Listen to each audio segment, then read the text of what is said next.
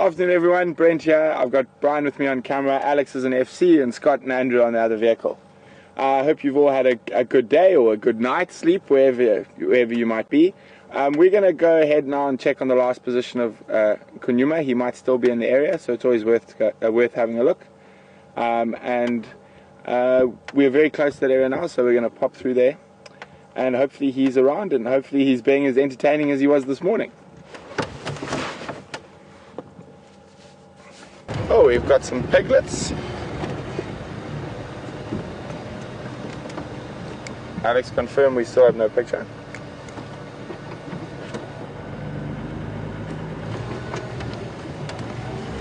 But unfortunately, the piglets have disappeared.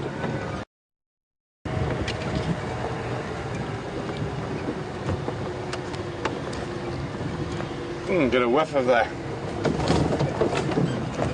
bushbuck.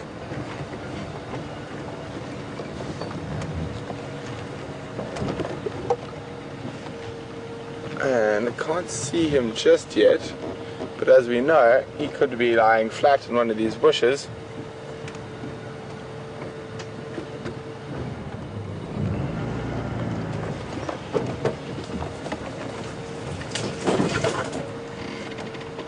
Meat's still there. It doesn't look like it's moved since this morning. I can still see the hyena. So if the hyena's still here, there's probably a good chance that he's still here as well, somewhere. You see the hyena there, Brian? Yeah. So the hyena's down in the riverbed. So what we're going to do is we're going to go around and get down into the riverbed.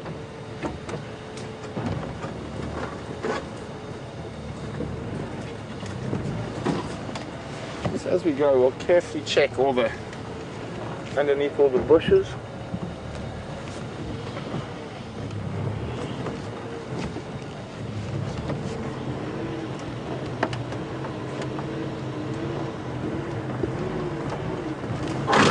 Whoops, there's a tree.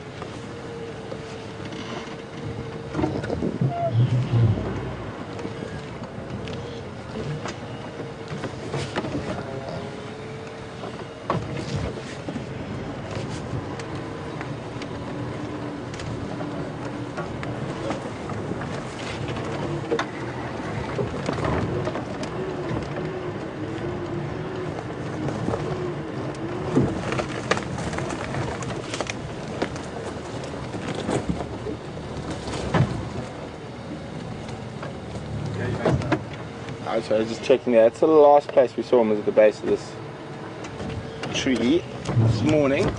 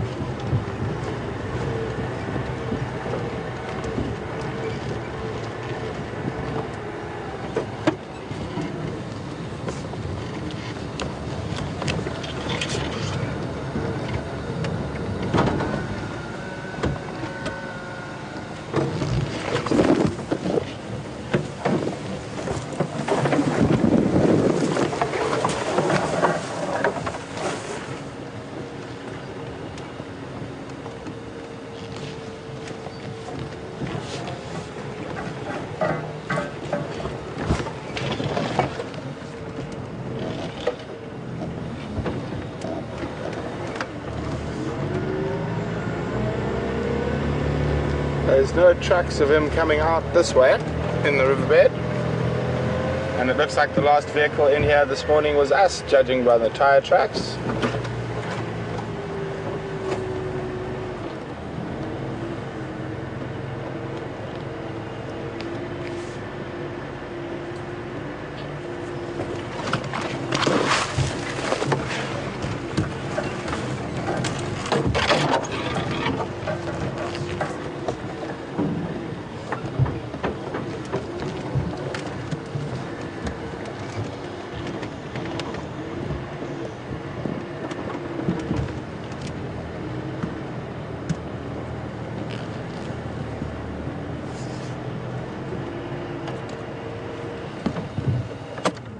going to stop here for a few minutes and just look very carefully around.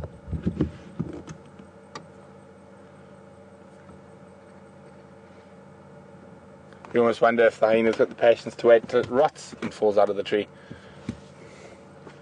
She's been here now for 3 days? 2 days. 2 full days.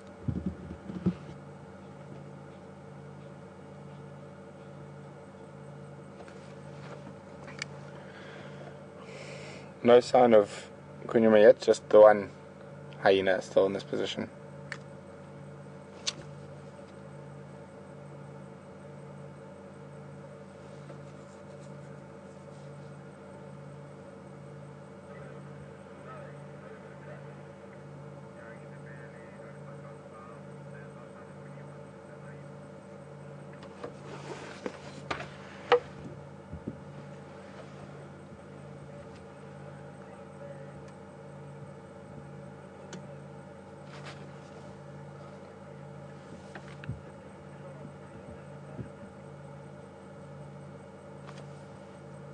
Negative.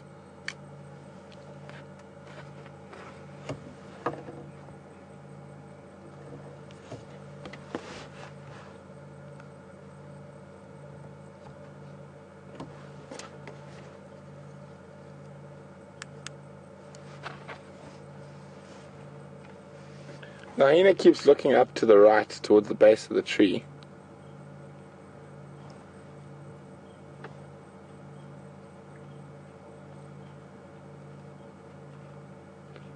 Giving herself a good clean.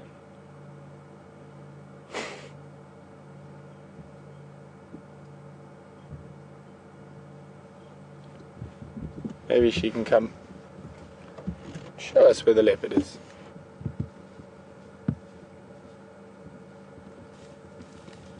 It's a very distinct scar on this hyena's back.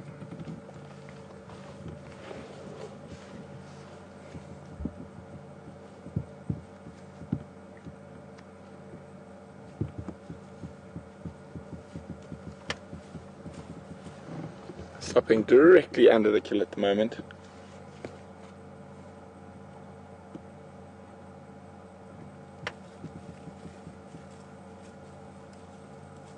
And you can see that scar on her back.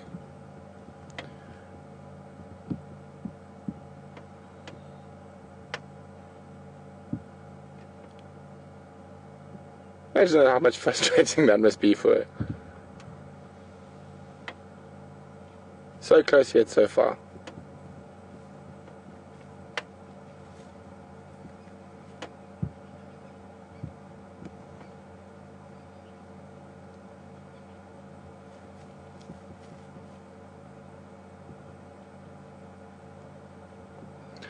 Good afternoon, Joe.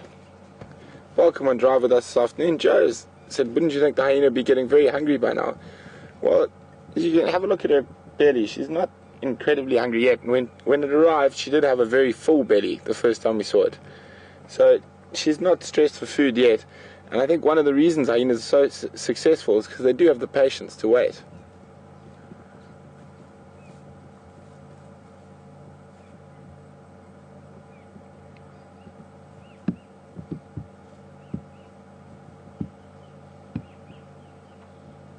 So what we're listening for now is that if Kunyuma is still somewhere around here close by, he might hiss at the hyena. So we're just going to keep quiet and listen for that while she wanders around.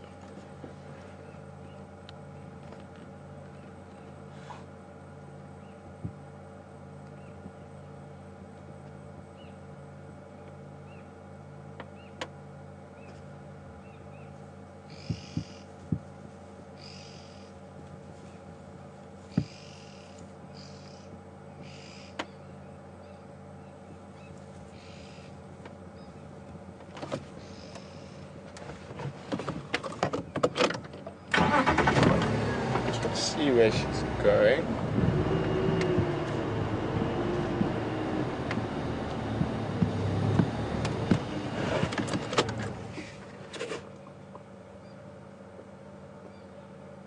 What we will do now is we will do a check around a little bit further from the tree that the kill's in. He has seemed to be lying in the drainage line a little bit further down, so we'll go have a look there.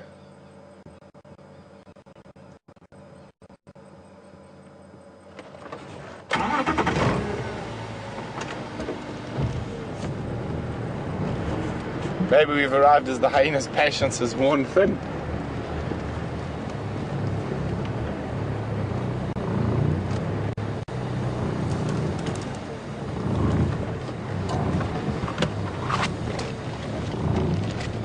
You okay there?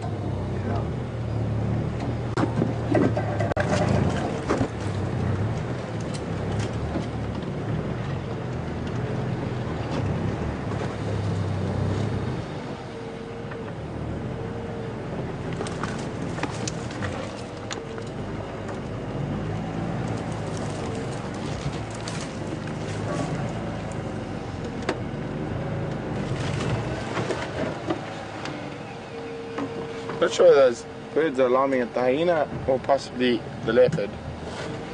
But this is where he made the kill, right here.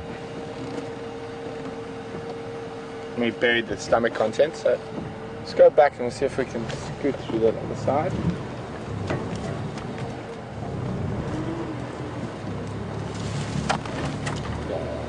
Might want to drop the, maybe if I go wider.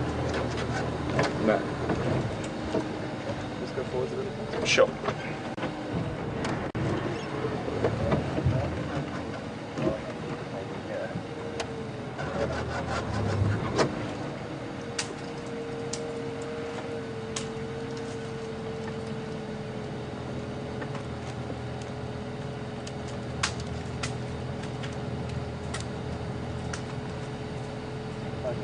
There we go.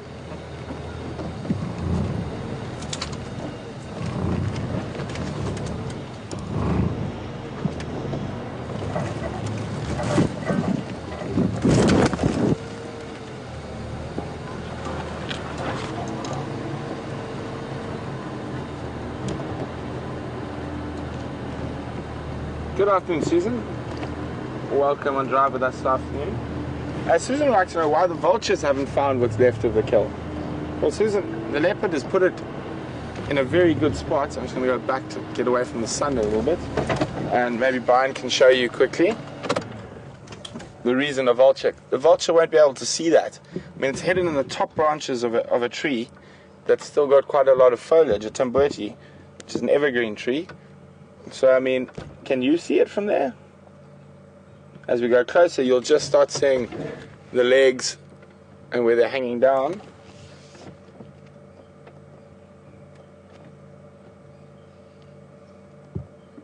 So there we go. There are the hooves. So it's very difficult for a vulture to see that, and it's below the top of the canopy. So that's why the vultures haven't found it. The hyena would have found it by smell. So as I said, we're just going to have a quick look around a little bit further away from the tree itself. Whoopsie. See if he's not sleeping a little bit further away.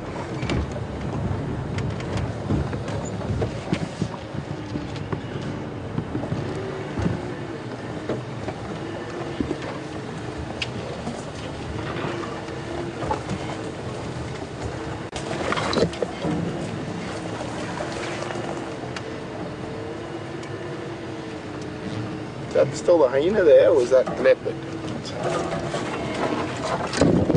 That's still the hyena wandering around.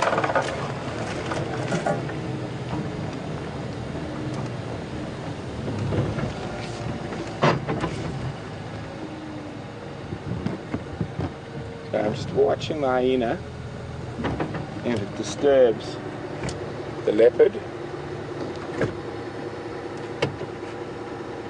it's incredible how these animals can sort of disappear and hide.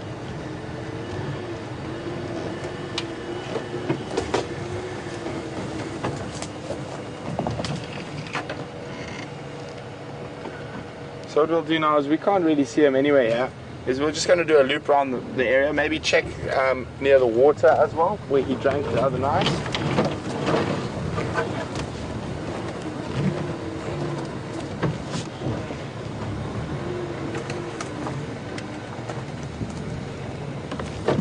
For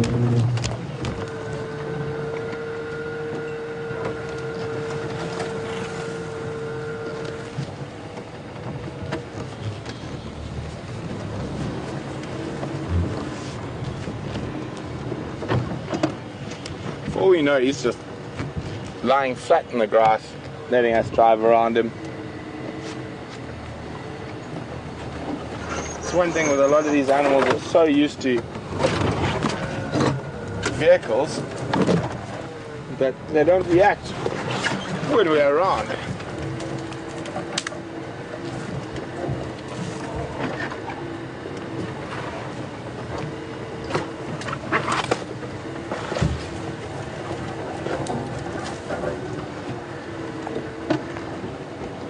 There's very little meat left on that carcass.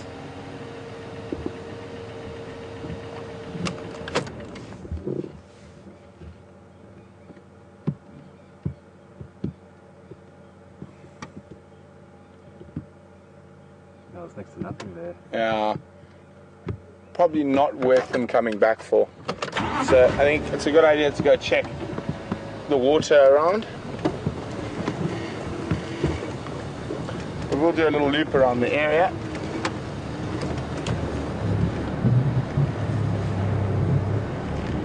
So we definitely had no tracks coming out in the drainage line this way when we came through.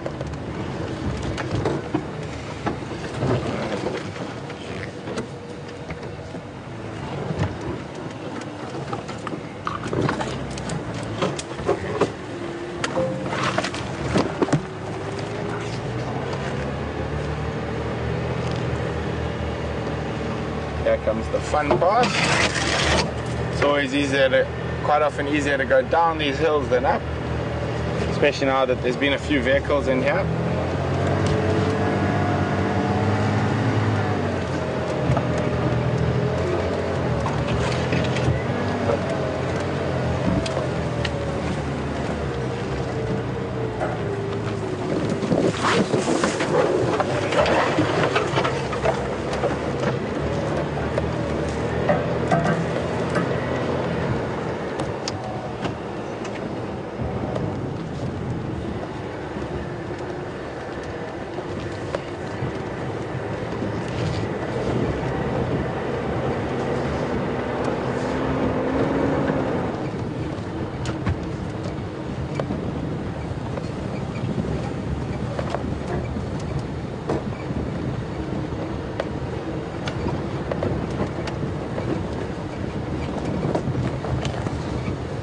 I have to check carefully for tracks here.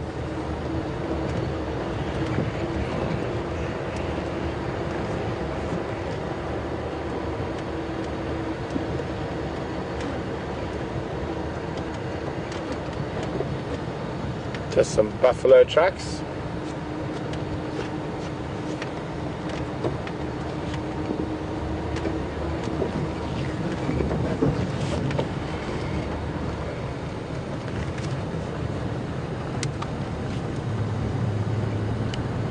Afternoon, no updates. Checked last position of Kunyuma.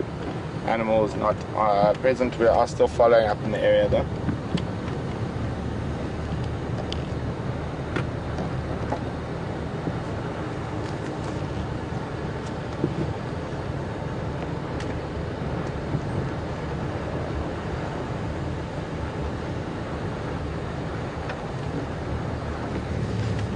See. I was a leopard, I probably would walk down in the riverbed where it's a bit cooler.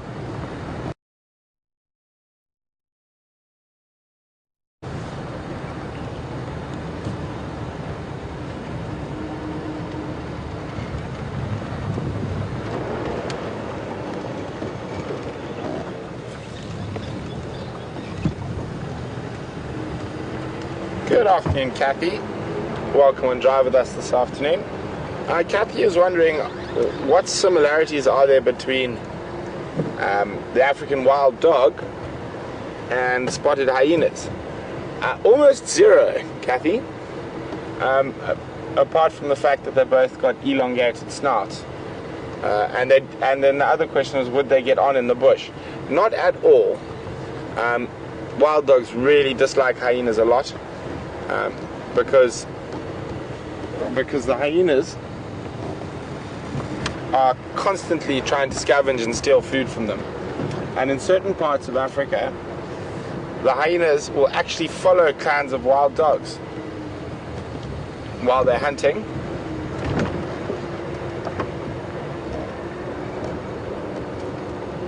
Okay, I just want to check carefully, very carefully around here.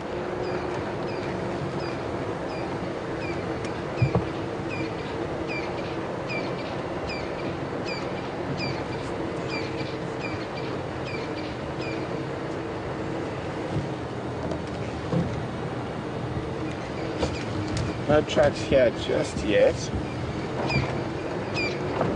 We're going to do a quick check up at the water, and then if nothing there, I'm going to come back and check the drainage line very carefully, unless we get tracks here, which they're not. We're just going to have a quick check towards the pad.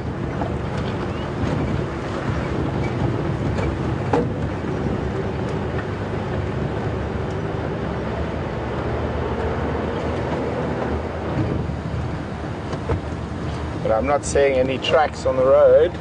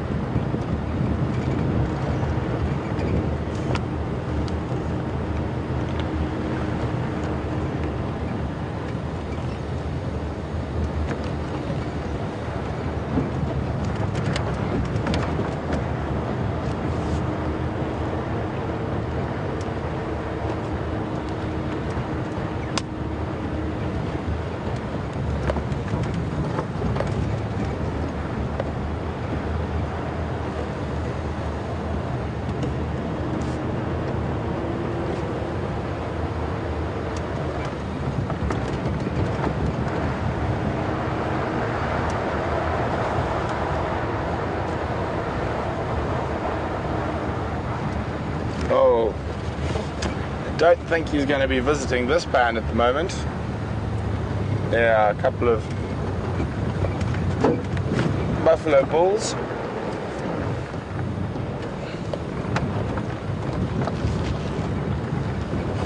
Oh, for a very small pan, it's quite full with buffalo.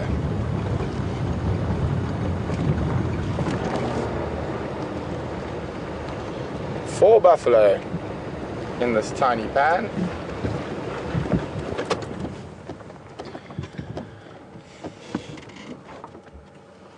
Hello, old boys. So, we are going to head back into the drainage line to see if we can find any tracks. I mean, there is a strong possibility he could still be lying up very close to that carcass and we just didn't see him. But we're going to go have another mosey around that area, and in the meantime we'll cross over to Scott so he can say good afternoon and we can see what he's got or what he's looking for, and he can explain his plan to you. So over to Scott.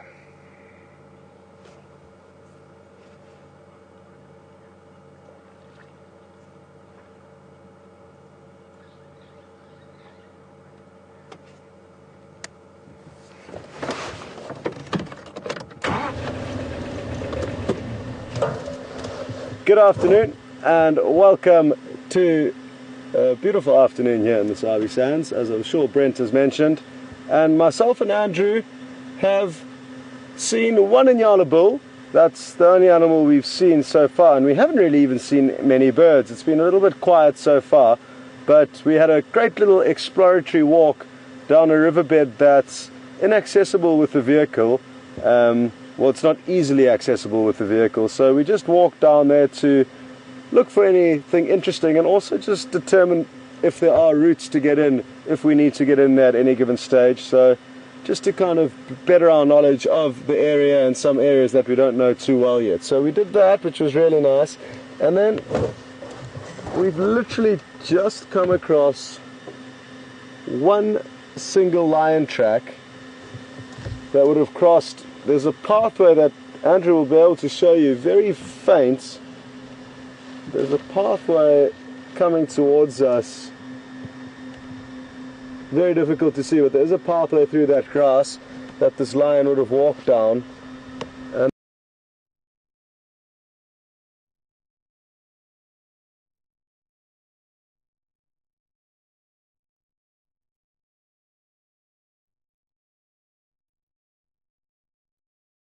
Djuma. So, not sure which lion it could be, but it's a lion nonetheless. So, we're just going to fish around here a little bit and see if we can't come up with anything more. There could be more lion, but at this stage it's just the one single track we've seen. It looks like it could be from last night, so it's certainly fresh enough to follow.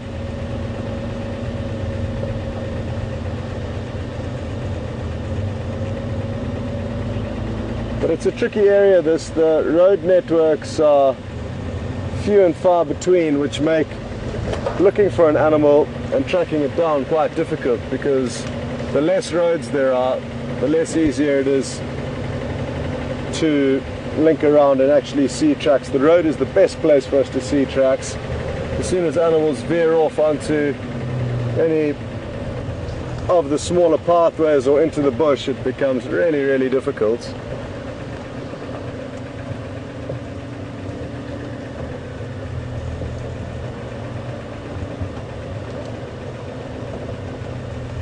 And we're lucky, the sun has disappeared behind a few clouds just a few moments ago, so the temperature has immediately dropped down and become considerably cooler, which suits us perfectly.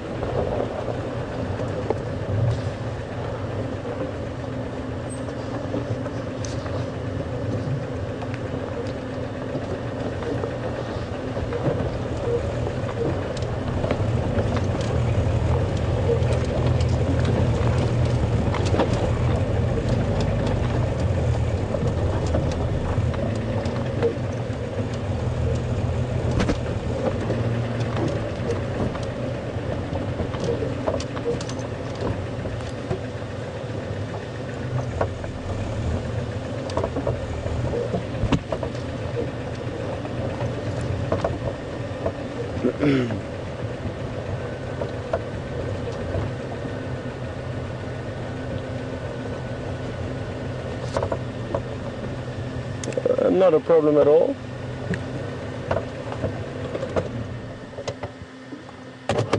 Jessica on Twitter, good afternoon and welcome on board. Jessica's asking whether the two young lions, it was one lion and one lioness of around 2 years of age that we viewed yesterday morning and yesterday afternoon, they had lost their pride. They're part of the Kunyuma pride, so they lost their other 6 family members and were on their own. I think they did join up last night. We did have tracks of a pride that snuck into one corner of our property, but sadly we couldn't see them or track them down, because as soon as they ducked into our property, they shortly after ducked back out. So nobody else followed up on them and found them on the property where they did end up. So cannot confirm it, but fairly certain, in my opinion, that they did join up. So that's good news for them, I think, but we'll have to confirm that if another game drive vehicle manages to find them this afternoon, or if they come onto our property at some stage tonight, and maybe we'll find them tomorrow morning. Just going to continue down this firebreak. I'm just actually going to jump out for a second. We're quite close to Buffelshoek Dam, so the one lion that we did see tracks crossing the road in this direction could have headed towards Buffelshoek Dam. I'm just going to check that he didn't get onto this firebreak road and continue that direction towards where the water is.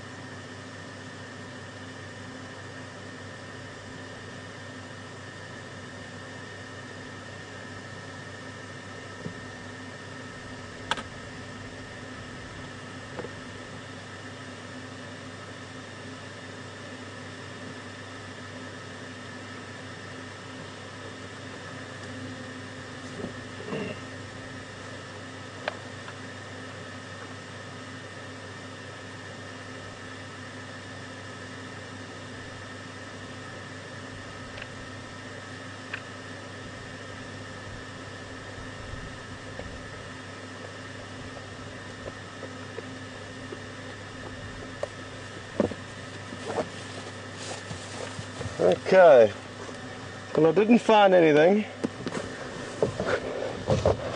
sadly, but it is so important to get off the vehicle and check closely, especially on little two tracks like this one where it's not easy to see tracks because the road is quite hard and not very sandy. A few little dwarf mongoose scurried off into the vegetation, so they certainly stopped me in my tracks because I didn't know what it was initially. I just heard some movement through the undergrowth.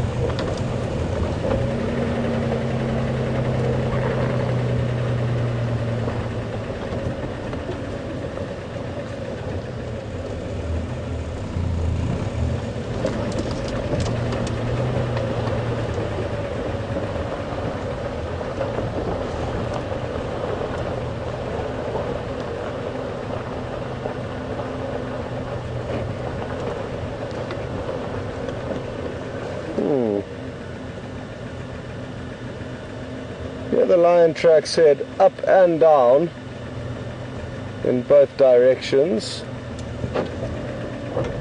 But I actually think these tracks are a few days old. I remember seeing tracks here a couple of days ago. So they could well be some older tracks that are therefore not really useful to us, but we'll still keep snooping about you. I'm hoping that the female leopard that Brent was tracking in this area, it's a female leopard that I've actually never seen. In all likelihood, it's called an Cayenne. I've only ever seen her two cubs, which are about a year old, not far from here. And it would be wonderful to see another female leopard. I've only seen two, Karula and Shadow. And Shadow I've only seen, I think it's just the one time that I've seen her, so it'd be nice to see another female leopard, and apparently Cayenne is a beautiful specimen. The two cubs certainly are nice. She's got one female and one male, so they could also be around. It's hard to call them cubs now because they're a year of age, so they're big, but still playful and still dependent on her. So they could be not too far from wherever her tracks were.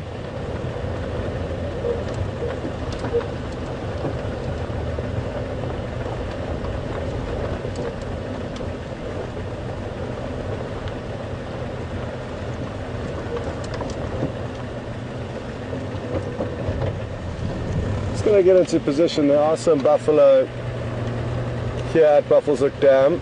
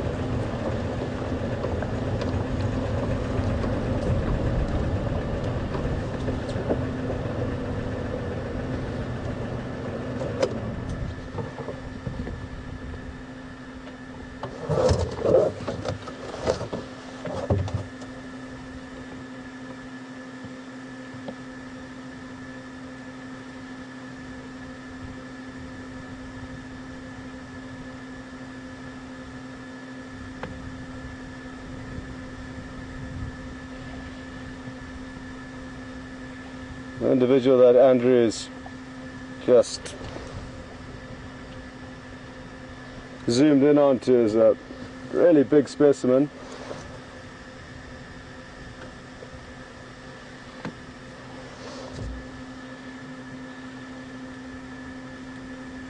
He's got a massive spread of horns. His coat's looking a bit patchy, but His horns make up for it.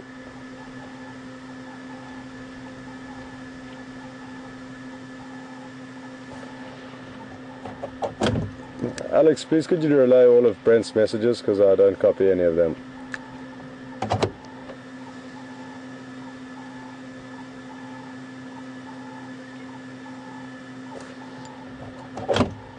Copy, thank you.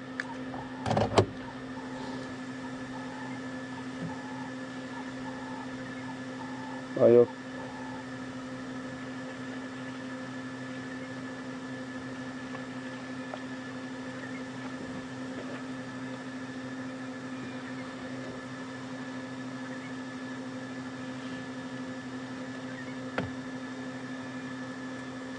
There's also a few hippos floating about here.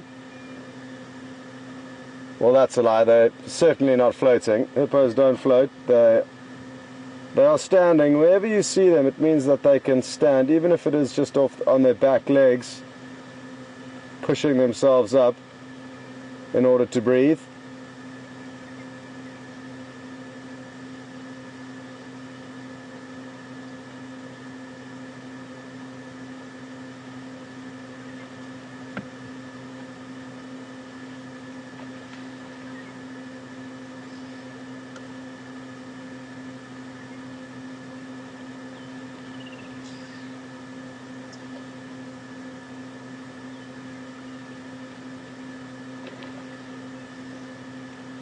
And they can hold their breath for about 3 to 5 minutes, so they don't need to be on the surface very often. But there you would have noticed one of the youngsters kind of climbed up onto its mother's back, and she'll be using her mother, who's slightly taller than her, as an aid. Oh, cute! Look at this! That was awesome. That was about as good as it gets with hippo viewing when they're in the water, because you typically don't tend to see too much of them. But as I was saying, youngsters will clamber up onto their mother's backs in order to have a support and therefore be able to breathe every couple of minutes.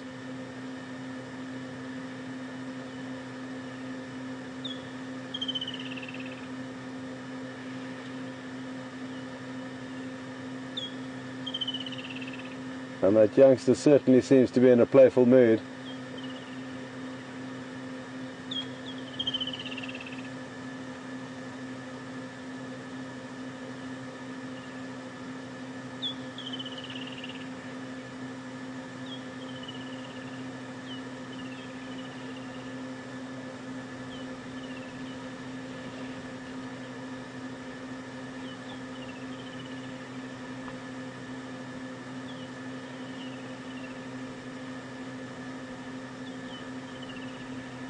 It really is a beautiful scene here at Buffelshoek Dam. I'm permanently scanning around in all corners, hoping that something else may pop up.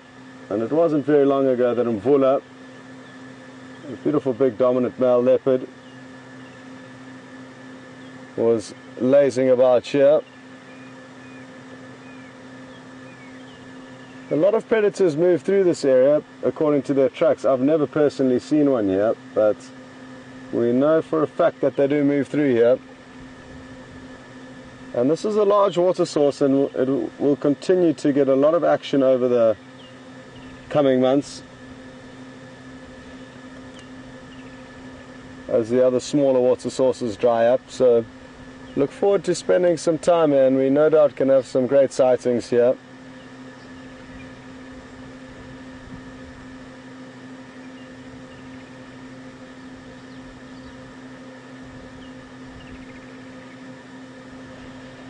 Look at how cute this is. The one mother's playing with two of the youngsters, or maybe it's not a mother, maybe it's a sub-adult. Could well be a mother, but they certainly are enjoying themselves, the three of them.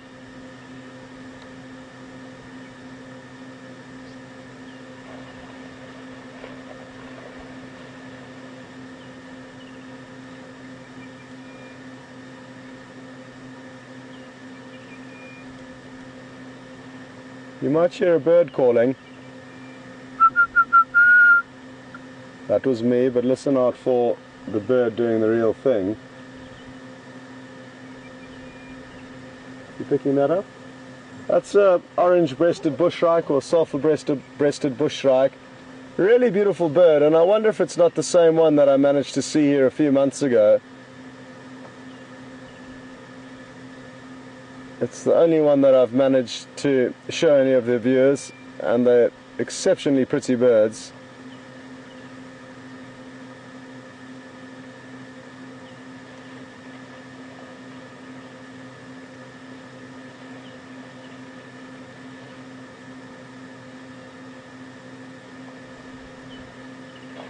It's incredible how quickly these hippos are moving, and that gives you a good idea of how and why they can be dangerous. They can appear to be quite lethargic, but this demonstration is showing you how quickly they can move in water, and they can also move extremely quickly on land.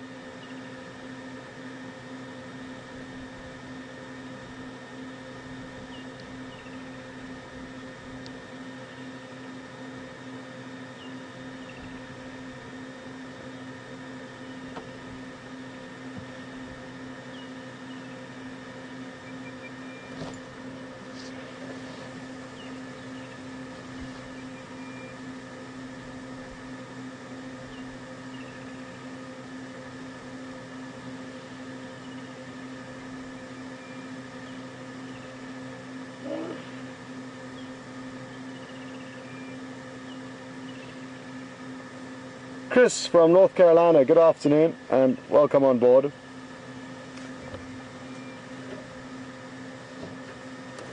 Ooh, excuse me, sorry, I just got ambushed by a sneeze there. Chris was asking, when I got off on foot a little bit earlier there and went to go follow up on the lion tracks, if we came across a lion or a leopard, what would we do? And the behavior of, or the reaction to any sighting will differ depending on the scenario. There's so many variables, but technically speaking, with most of your animals, barring hippo and buffalo, standing your ground is your best defense, because by fleeing, it gives the animal the impression that you are scared and that it is therefore dominant, and it will often therefore also chase you. It'll trigger the chase mechanism. So running is often your worst option, except if it's buffalo or hippo. That rule does not apply to buffalo and hippo. If it's buffalo and hippo, run for your life or plan to shoot that animal if you've got a rifle. Now, between lion and leopard it differs.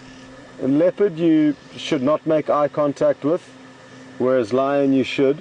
So that's an interesting difference between the two animals. And elephants, again, stand your ground. It doesn't make a difference whether you make eye contact or not. That's another dangerous animal we could encounter on foot. To be honest though, Chris, in this area, the chances of a predator, be it a lion or a leopard,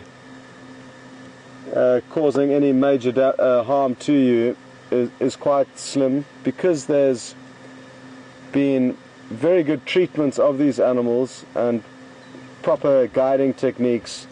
They've been exposed to the best possible human interactions and therefore don't see us as a threat, and often detect us coming long before we detect them. So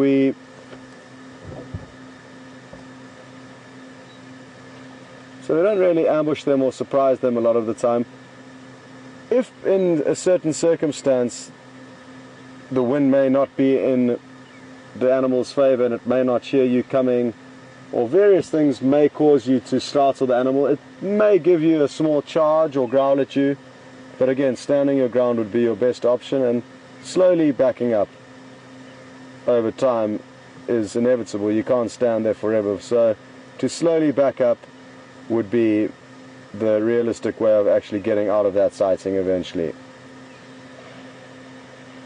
Well, from the playful hippos, I think we should cut back to Brent and see what he's been up to for the last few minutes, and he might have something exciting in store for us, or for you rather.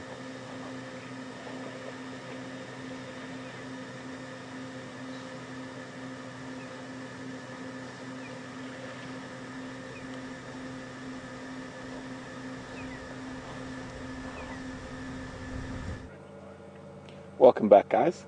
So, as I said, we were going to stay in this area and see if we could try find him. So what we did is we couldn't find any tracks coming out. So, and obviously from the vehicle it's quite difficult. So what Brian did is we drove down into the drainage line, we parked the vehicle, and we walked very carefully up the drainage line, and we just spotted some rosettes above us in the thicket, and we found him, but he's literally in a cave. So there's an undercut amongst some roots right up against the bank, and he's lying in there. What looks like he's about to get out. No, he's just saying hello. It's amazing. We've been sitting here for maybe 5-6 minutes and he didn't even acknowledge us, and now he's decided to let us know he knows we're here.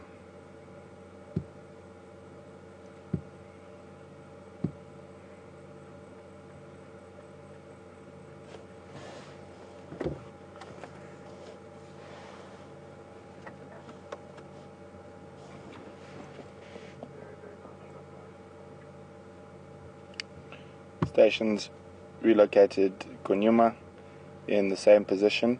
He's in a very difficult area now though, only space for one vehicle at the moment.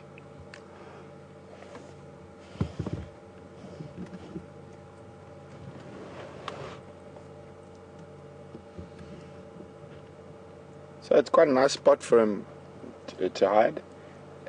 It's cool in there, and also it's very unlikely he's going to be found by another animal. The hyena was still here, as you saw, and she didn't know where he was. And if he wants to get out of there, there's two easy escape routes. He can jump up to the left or right.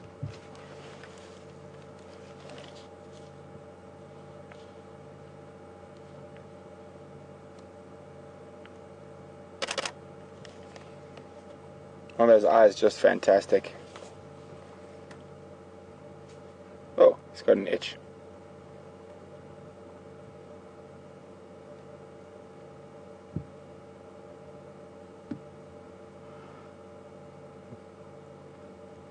Such a strange leopard. Like I think he didn't cut me in an instant ferocious. Yeah, I think that's why he's fast becoming one of my favorite leopards that we see around here. He's got so much character. Okay, we're just going to keep very still, bro.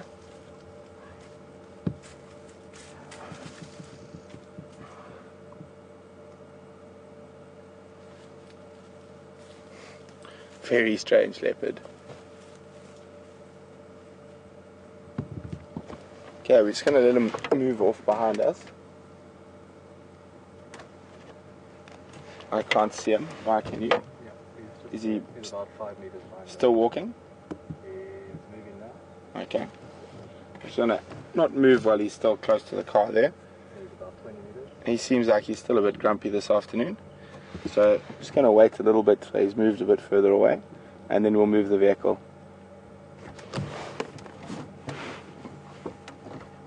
Or he could be really difficult and decide to just stop right behind us and we can't turn around or move. No, fortunately he's moving. Yeah.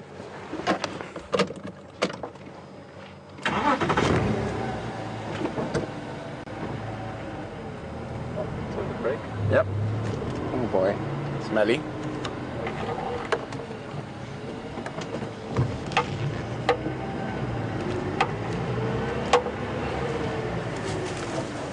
Sorry.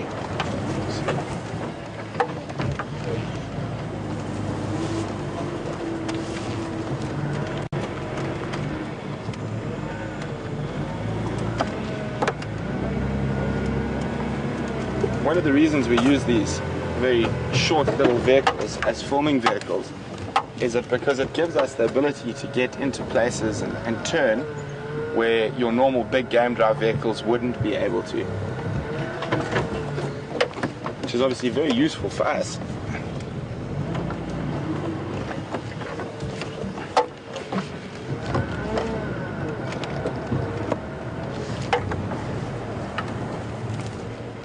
Good there, or a bit further forward?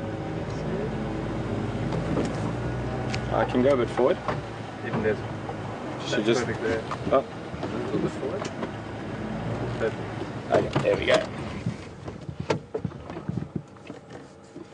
So he is a little bit grumpy, it seems, this afternoon, so we are going to... There's no need to go any closer. We've got a wonderful shot from here. So we're just going to sit back, resting on the nice cool sand. I mean, it's amazing. Look at him watching his kill, even though there's very, very little left.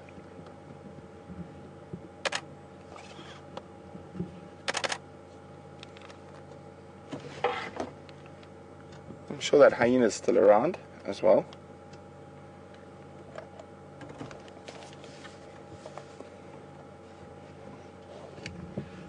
Station's animals moved. There's now space for another 2 vehicles in this position off Inyala Road South.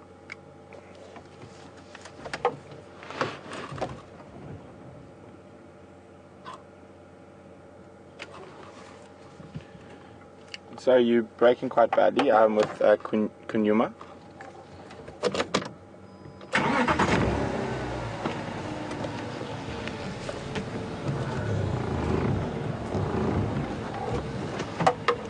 Watch your head there. Nasty thorns on that one.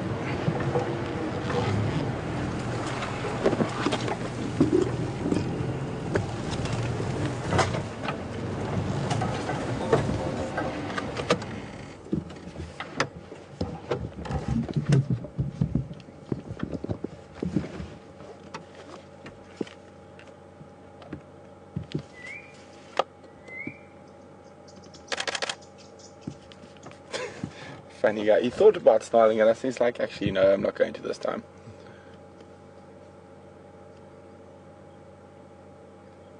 I mean, he showed some incredible agility this morning climbing that dead leadwood.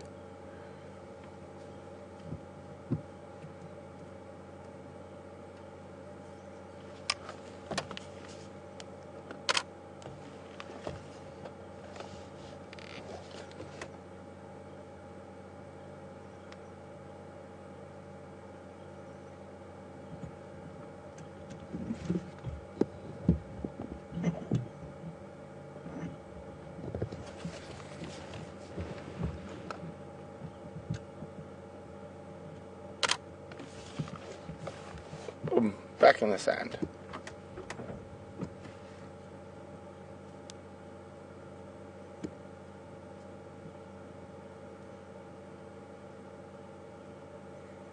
See, it's very hot today. Because of his full belly, the digestive process actually causes heat, so that's why you won't want to move too much. Wants to lie in cool places and just let his food digest.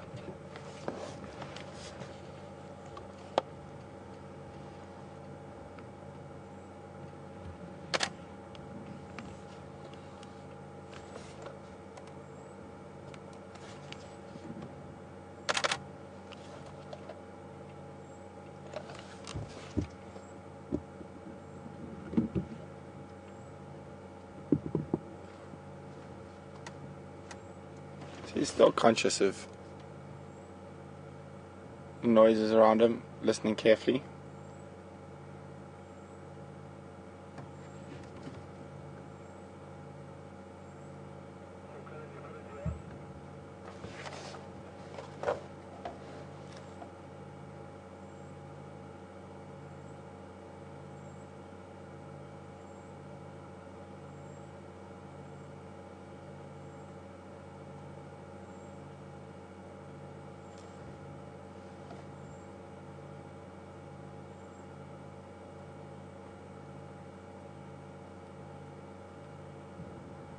Okay, guys, Scott's saying something quite interesting. We're going to stay here with the leopard, but we're going to cut across to Scott very quickly. So, over to Scott.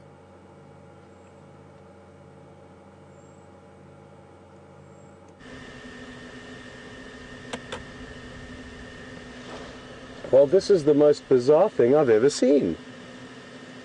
There's a woodlands kingfisher floating in the water, and it seems to just be swimming and enjoying itself on this hot afternoon, and I've really never seen anything quite like it. It's acting like a duck. And Andrew just spotted it. I saw him swiveling the camera around it at a rapid rate, and I wondered what was going on. I thought he had seen a leopard. And lo and behold, it's a woodlands kingfisher acting like a duck.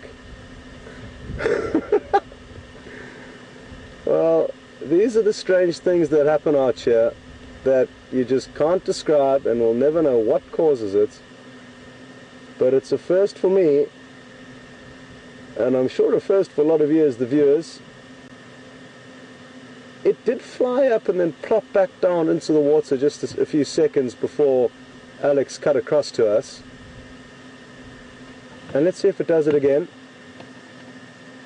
Yeah, it's going to do it again.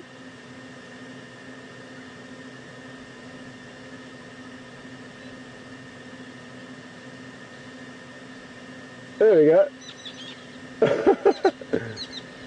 And now another one seems to be getting involved, possibly jealous of its duck-like behavior. Great work, Andrew. This is beautiful.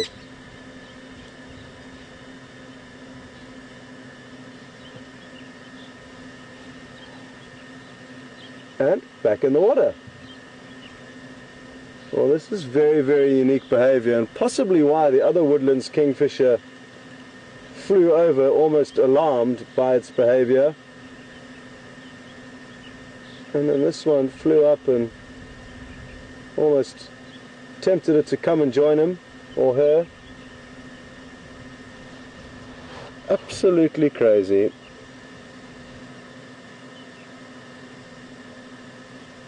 Well,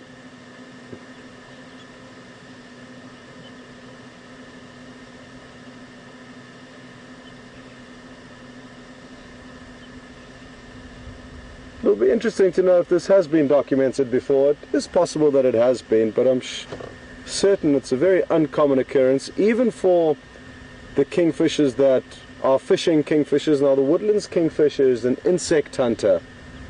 It doesn't hunt fish, and the only time it will pop into the water is for a split second or two just to wet its feathers in order to bath.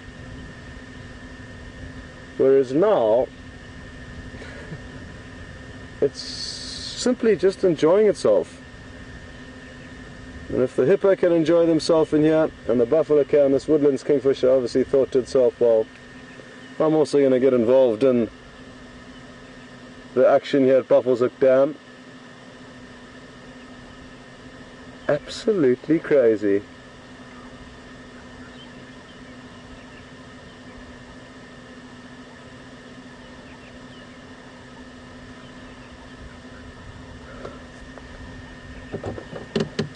Brent, come in.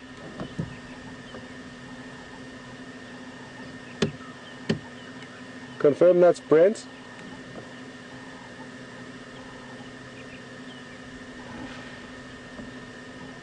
Brent, have you ever seen any bird acting like a duck that shouldn't? We've got a woodlands kingfisher here that's just floating around in Buffalo's Hook Dam.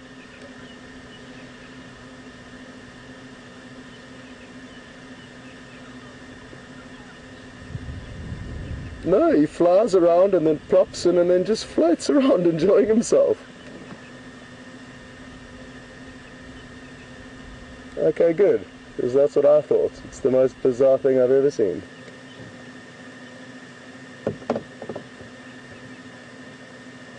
Well, Brent also can't believe what's going on. He said he's never heard of anything quite like it.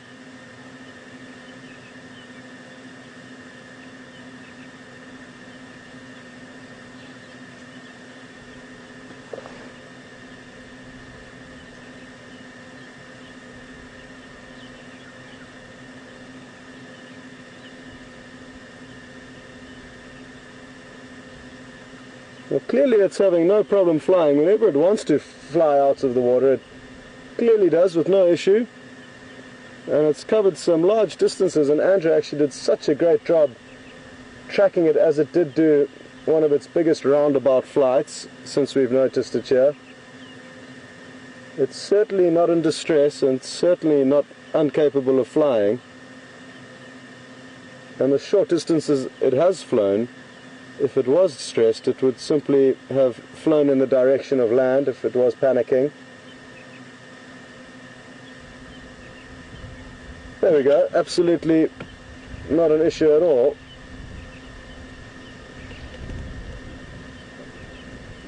And finally it appears to be, no, it looks like it's coming in for one more swim.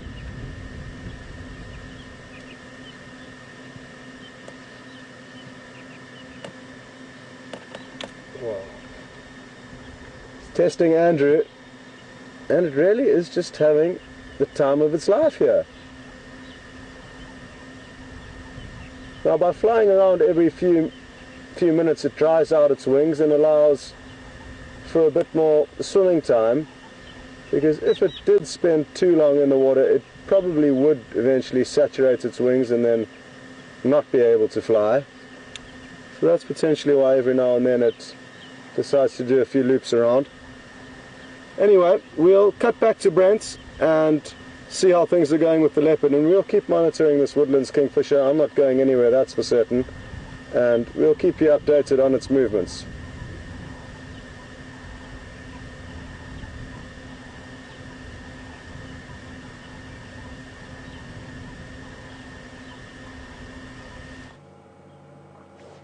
Welcome back, guys. As you can see, Kunyuma has not moved. I just heard, or Scott spoke to me on the radio. That sounds like an incredibly fascinating sighting. I've never heard of a non-aquatic bird behaving like that before.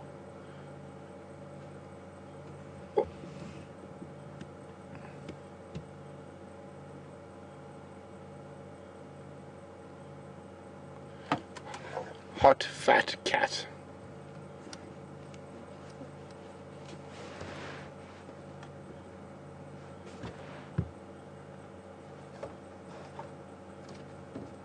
Race is saying that they've seen a duck, a grey heron doing that before, but a grey heron is an aquatic species. It might have accidentally stepped off a ledge or something, whereas the woodlands kingfisher is an insectivore and doesn't normally, or not that I've ever heard it swim, so to speak.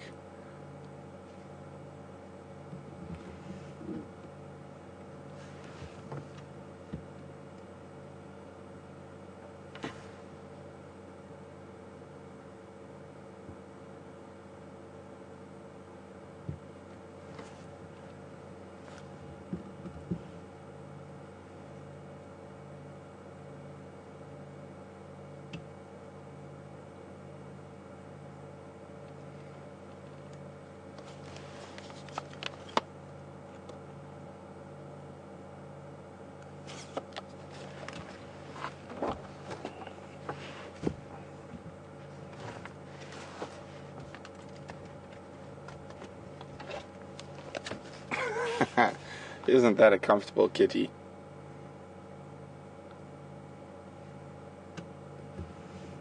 It's just too hot. That's why he keeps moving. He keeps looking for a cool spot. So he might even get up and move a meter or two to try once he's heated up that patch of sand.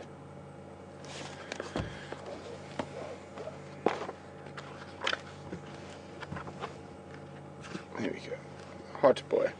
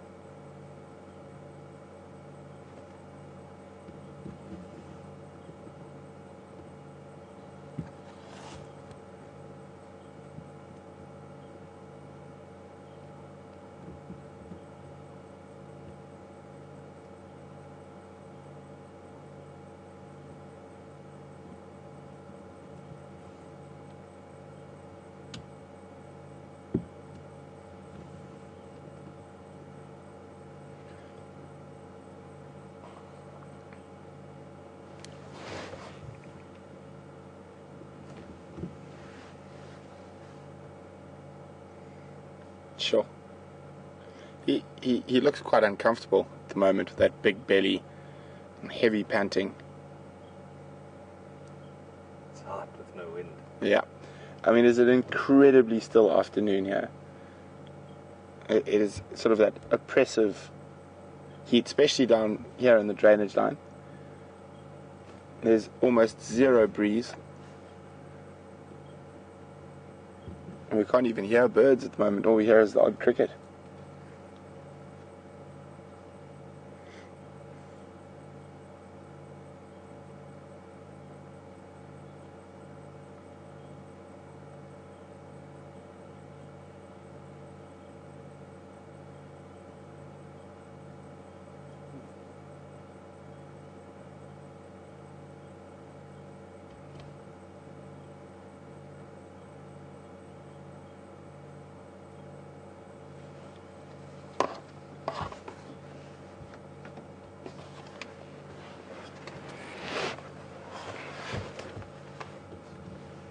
If you have any questions, you can email us questions@wildearth.tv or just use the hashtag SafariLive on Twitter.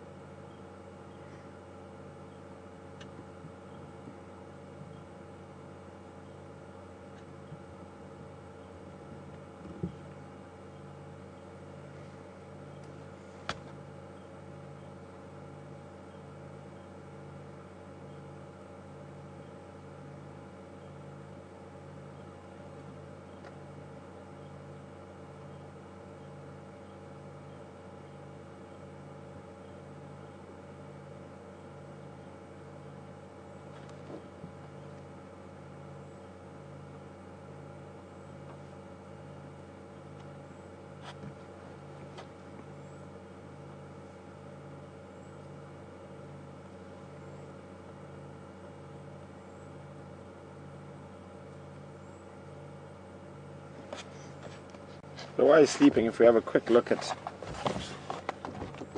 the Mammal Bible,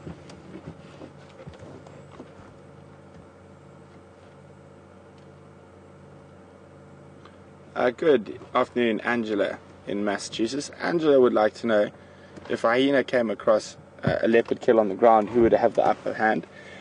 Normally, Angela, it would be the hyena. It just depends.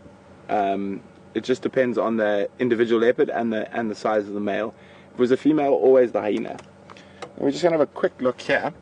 Is this okay? Yeah, we need to be a bit good. One of the distinguishing features in a lot of the cat family, the cheetah is the exception to the rule. I just thought it'd be quite interesting to have a look at, is the ability to retract their claws. So the ligaments and muscles in this area, see, when they're relaxed, the claw comes into a sheath and it sort of hinges around that bone, the end of the phalange there.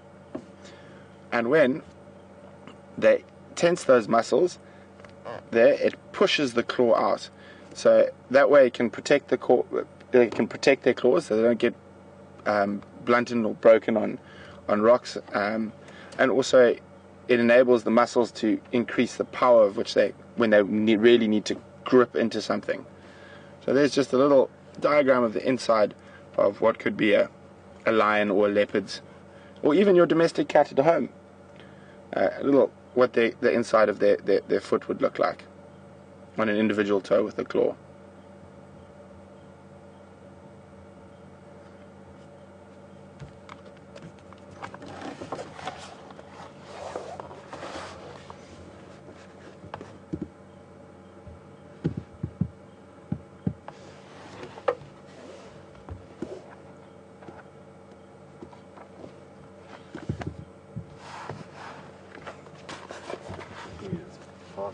Yep.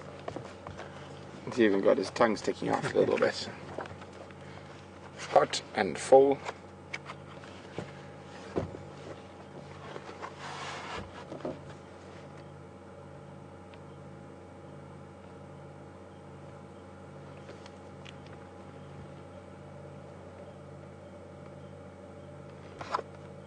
So initially there were thought to be quite a lot of subspecies of leopard. In Africa, alone there were thought to be 13 subspecies of leopard. But as our sciences got better and whatnot, the majority of these have been sort of quashed. Because even in an area like the Sabi Sands, you can have a leopard who's got a very dark coat, almost jaguar coloring.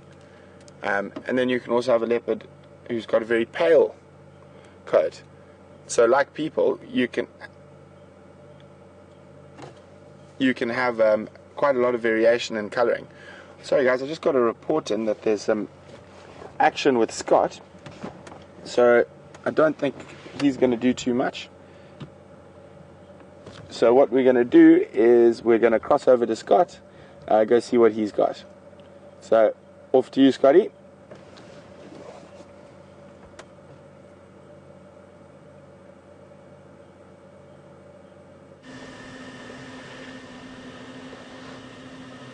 Welcome back, and Buffalo's Hook Dam really is providing us with some great action this afternoon.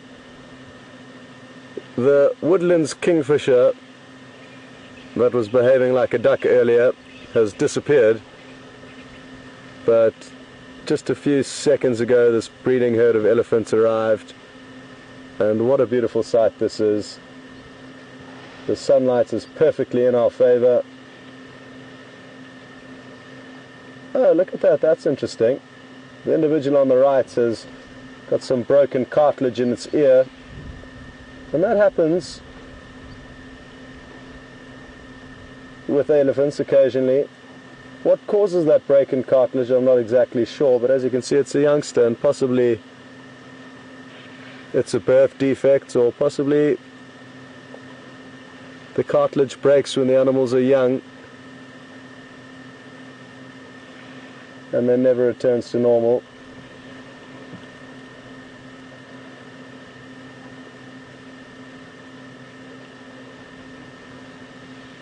And it really is the benefit we have as guides in this area. Because we don't have guests on our vehicle, we can afford to sit and wait, and situations like this only unfold because we have been sitting and waiting here, whereas you tend to find when there are guests on board, you're often pressured to race around and show them as much as possible in a short frame of time, which doesn't necessarily always work out in the best interests of everyone. You feel like you're doing the right thing by moving permanently and going from sighting to sighting, but by simply sitting and waiting in one spot, you get spoilt with sightings like this. Look at that youngster playing with its trunk.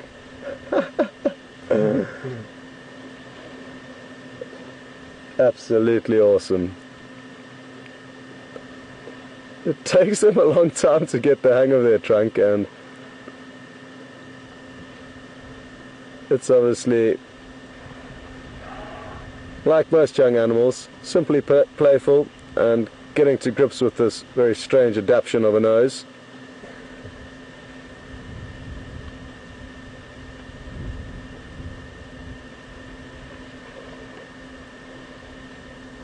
Looks very enthusiastic. It really is. Obviously the water here at Buffalo's Hook tastes really sweet, and it's putting a smile on this youngster's face. You'll notice the large cow has one of her tusks broken off, and her other tusk grows quite abnormally directly down. It's a unique tusk structure, and they really are performing for us. This individual that Andrew's just zoomed in onto is now dusting itself. Oh, and that youngster thinks it's a good time to take a seat.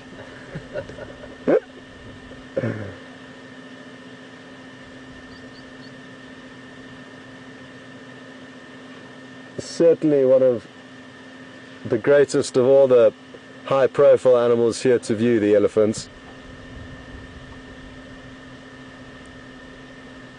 Unlike a lot of the high-profile game that can often be sleeping and not very interesting, the elephants always seem to be on the move and provide us with great interactions.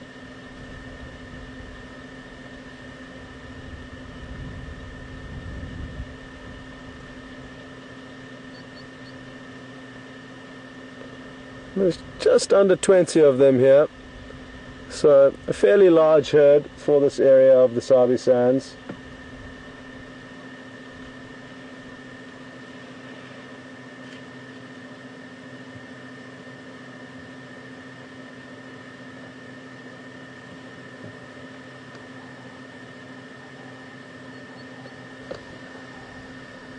Check that buffalo spread.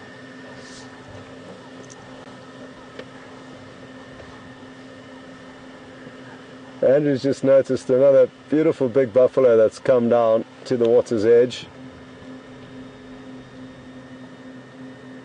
And he is a fine specimen indeed.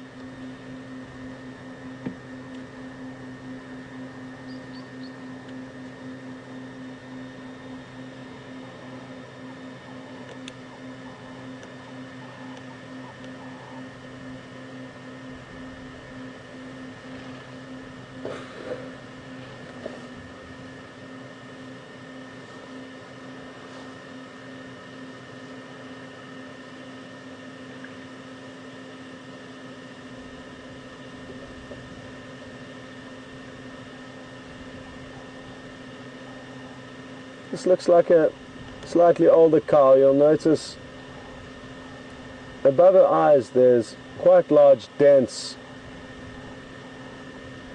in her forehead, and those do become more pronounced with age. So one indicator that you can look for to guess the age of elephants, and now that with the sunlight working in our favor, you can hopefully notice that large dent in the forehead.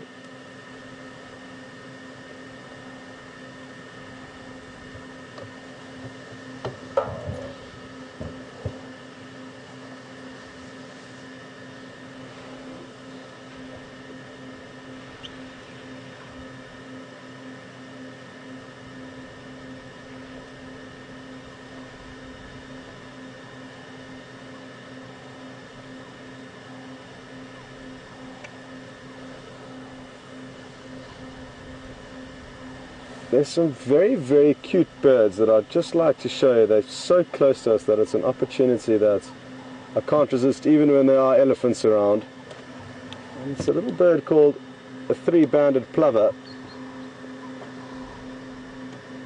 and one that I haven't been able to show you yet in my time with Wild Earth.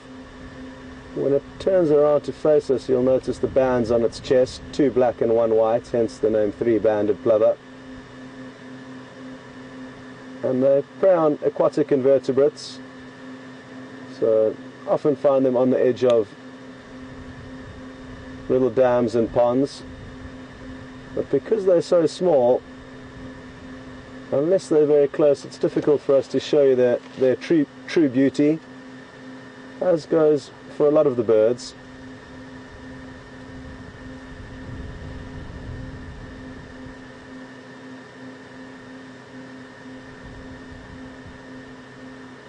So that was a quick glimpse of the three-banded plover, and we'll be able to show you one last shot of these elephants as they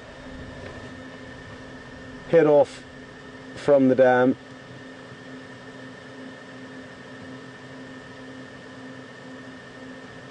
You may notice how they've all stopped now. A lot of them are dead still, and that could be them listening to infrasonic vibrations. Now they've all simultaneously almost started moving again.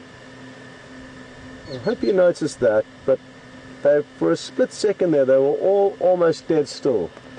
And they can communicate with frequencies that are inaudible to the human ear, and they're vibrations that travel through the earth. And when you notice a herd stopping like that and all keeping still, it could well be some infrasonic vibrations coming through towards them that they stop to absorb through their feet, and even sometimes rest their trunk on the ground to increase the audio. And would you believe it, the duck kingfisher is back.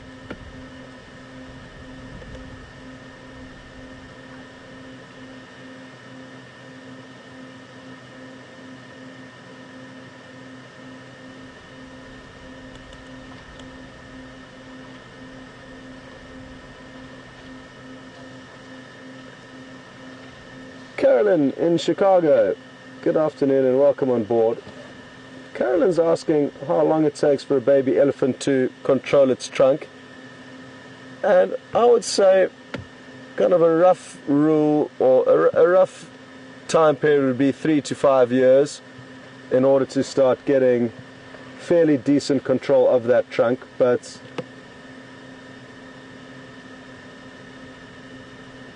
it's something that I'm sure takes even longer for them to get the complete knack of. The little youngster we saw playing with its trunk earlier, it could use it. It was using it to suck up water and then blow it into its mouth. And that youngster would have been at around 2 or 3 years of age as a guesstimate. So it could use it for drinking. But in terms of feeding and having complete control of it, it wasn't necessarily quite there yet. So it's a difficult one to pinpoint exactly. And again, Andrew continues to bring us some great shots of this kingfisher with an identity crisis. Wow, look at this shot! No ways! There you can see, look at how tired it is.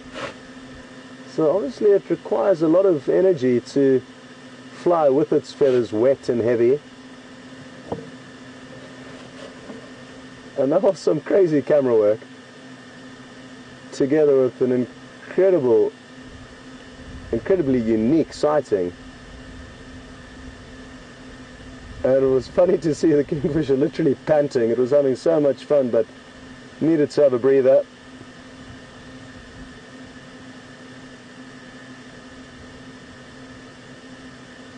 Now, something else that's interesting that I've just noticed now that it's stopped is that this is a young woodlands kingfisher. It would have been born this year, and you can tell that because its bill is blackened on both the top bill at the end of the bill and the bottom bill at the end of the bill. An adult will have a completely red bill on the top and a black bill on the bottom, whereas the immatures have kind of a combination of the two. So this is a youngster that's, again, possibly because it's young, it's playful and therefore acting strangely, and it's perched so close to us now. I've been watching the monitor the whole time, and I've just looked over my shoulder to realize how close it is sitting to us, and that in itself is also a sign that it's possibly not aware of the potential threat of a human, and that's why it's comfortable to come and land right next to us. So some really interesting behavior, and I hope this kingfisher continues to carry on acting like a duck as it matures and becomes older, and that it's not just because it's young and playful.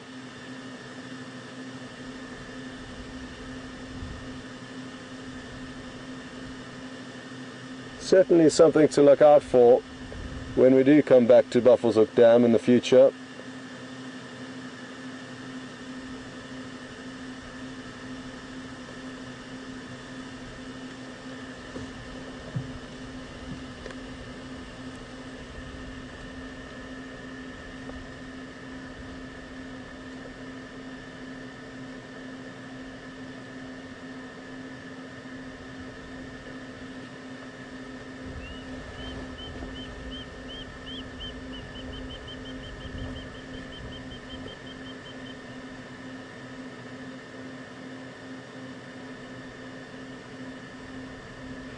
Annette from Connecticut, good afternoon and welcome on board.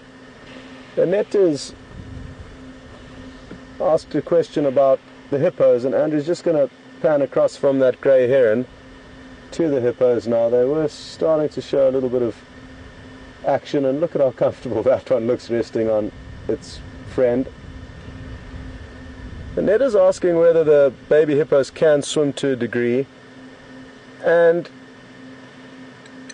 yes, they are slightly buoyant, but they can't swim, but they'll be able to kick up off the ground and therefore float up temporarily and then rest on their mother's back. So it's not that they can swim, but they are slightly buoyant.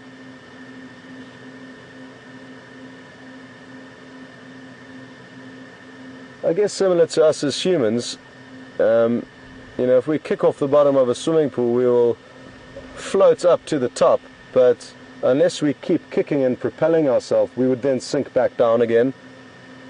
So that's the best way that I can kind of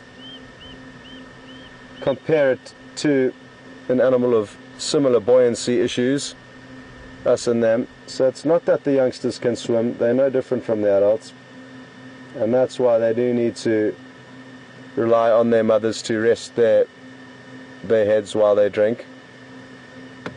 Sorry, drink in the air, I guess, while they breathe.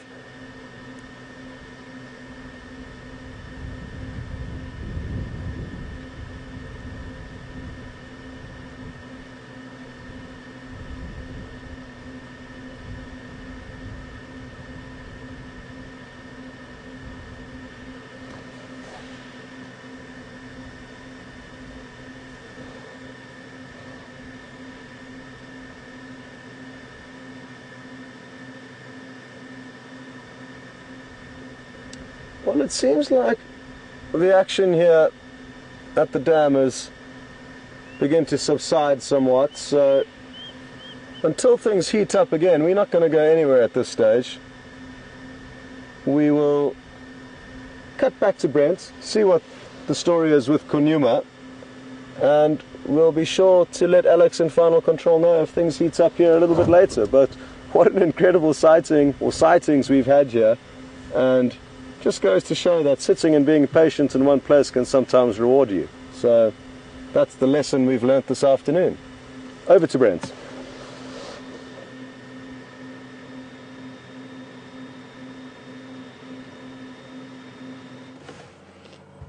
Welcome back.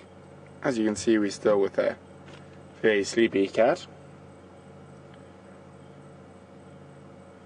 And just before we crossed this Scott there, I was talking about subspecies of leopard. So there were thought to be, just in Africa alone, 13 different subspecies of leopard, based on color variations and things like that. And what's happened is, with genetics, is that most of those have been removed. Actually, all of them have been removed. And even Indian leopards are the same leopards as we get here. The only leopard that has shown some genetic difference from, in what I've read, from these leopards and Indian leopards and Asiatic leopard is the Amma leopard, which occurs in Siberia and Russia. And they've been completely separate from other population of leopards for long enough that they're starting to show genetic variation.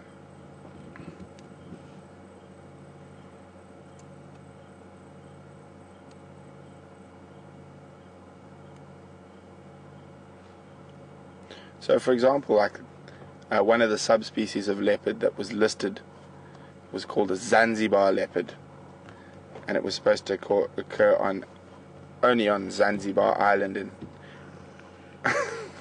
strange cat, off the east coast of Africa. But more than likely, what happened is the old Omani Sultan was a great collector. He had a proper menagerie of animals on Zanzibar from all over the world. He had Asiatic bears, he had tigers, he had lions, leopards, and the Zanzibar leopard was in most likelihood an escaped animal from the Sultan Zoo.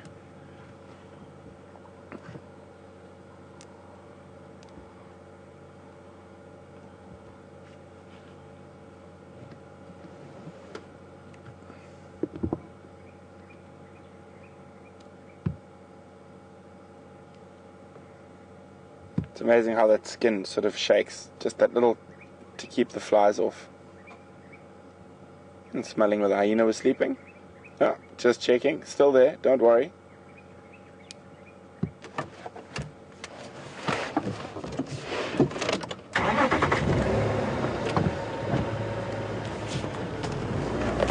Sorry, Brian. He's gonna go. Apologies for the break in broadcast from Brent.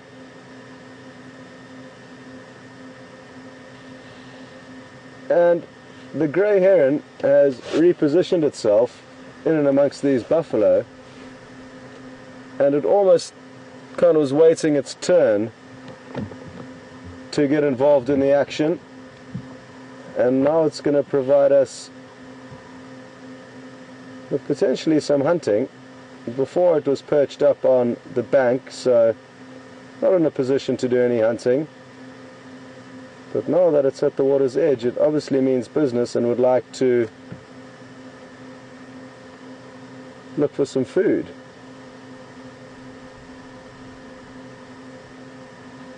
They're incredibly patient hunters, the heron, so we could be waiting a while before it stabs its beak into the water in the hope of catching a fish.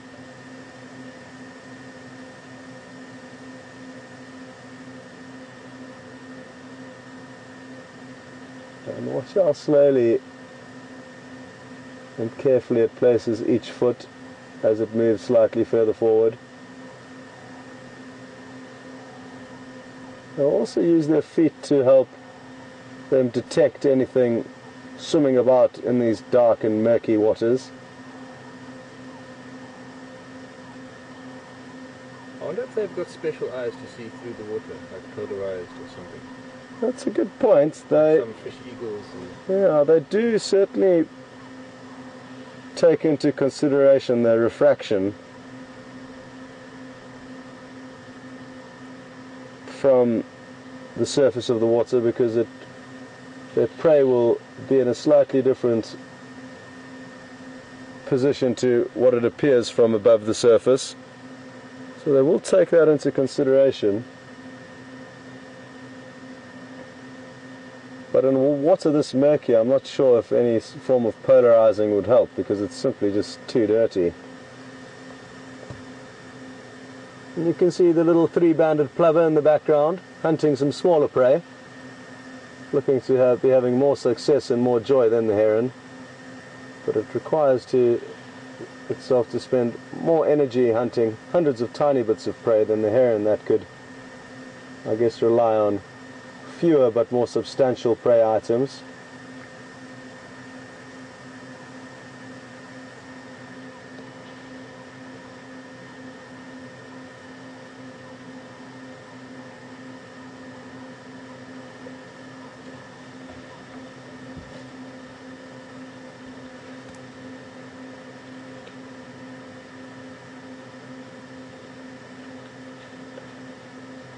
Jessica in Michigan, good afternoon, and thank you so much for doing some research on swimming kingfishers. And Jessica says she's found no evidence saying that kingfishers can or will swim like ducks, and there was even some recent information from 2013 stating that they categorically cannot swim. But that may mean that they can't swim underwater like some aquatic hunting birds. For example, the cormorant. The cormorant can swim underwater and will catch prey underwater. So we just need to be careful in terms of how we interpret the term swimming. Yes, this individual was swimming, but not underwater like a cormorant. So they won't hunt or swim underwater, but may... Well, yes. Thank you very much for that information though, Jessica, and very happy to hear that you couldn't find any information, because it really is something unique that we just witnessed. And the little kingfisher, while we sit and watch this heron grooming itself, we may as well cut back to this little kingfisher.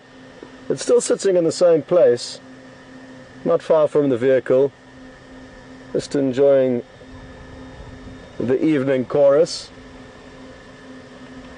and probably regaining its energy after its action-packed afternoon. So there it is, still sitting there. Not a worry in the world.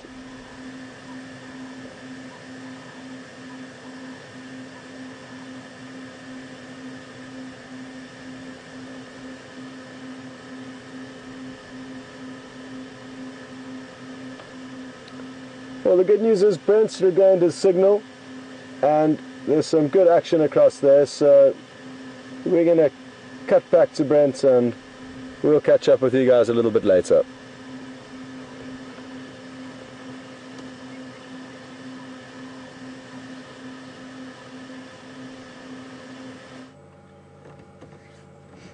Welcome back, guys. Sorry about that. As we try to move, a branch hit the camera and pushed some buttons, and it took us a few seconds to fix it.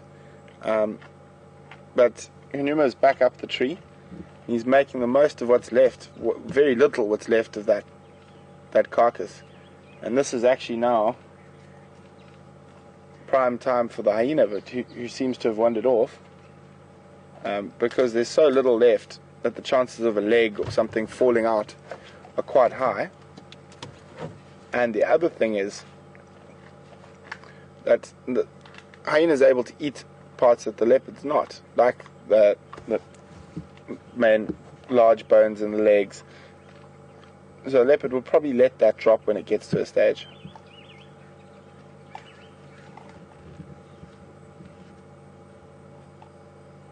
Such incredible balance.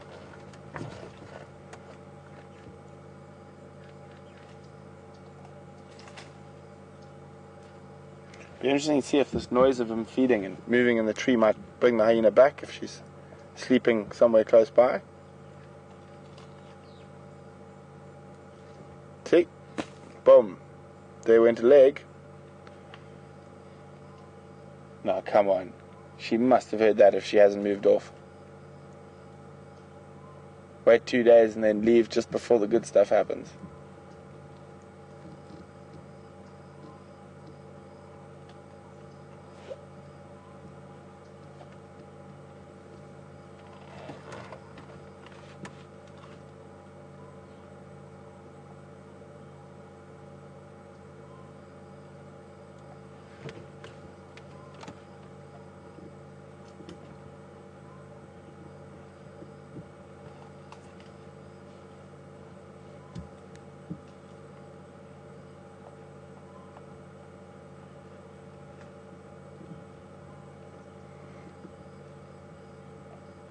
So leopards have no problem eating rotting flesh.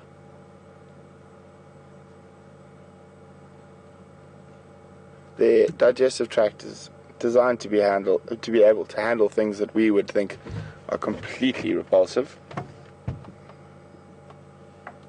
Oh, boom, another big piece. And no hyena. Gave up just too early. Keep expecting to see her bounding in.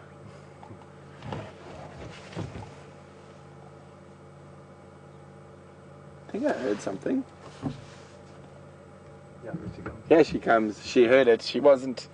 Patience pays off. So she heard those legs, those big pieces fall from wherever she was. And victory.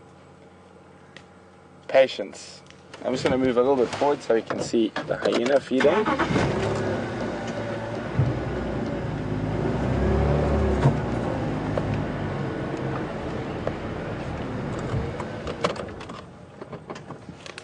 There we go. So we're talking about that. She's been patient for 2 days, and even though it might not seem like much, she'll get a lot of nutrients, especially out of the marrow bones, the marrow from inside the bones of the leg. And you see how she's absolutely destroying bones that would be far too big for the leopard to crush.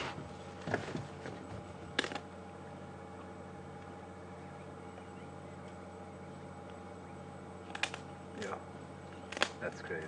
Yeah, makes very short work of what a leopard wouldn't have a chance.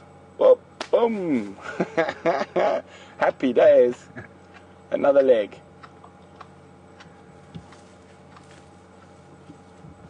What you doing with that? Oh, let me just move forward again a tiny bit.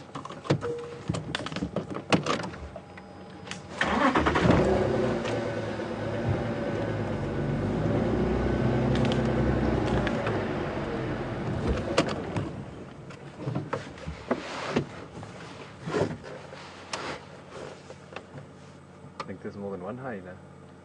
Well, I've only seen in the last, 3 days that we've been here. But there might be. But I've only seen this one. She's got a very distinct scar on her back.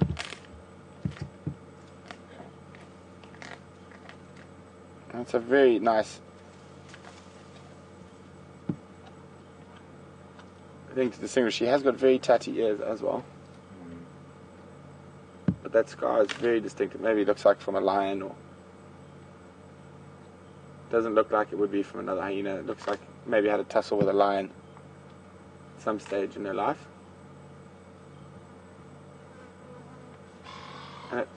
And it looks like she is lactating as well. Have a look at her teeth.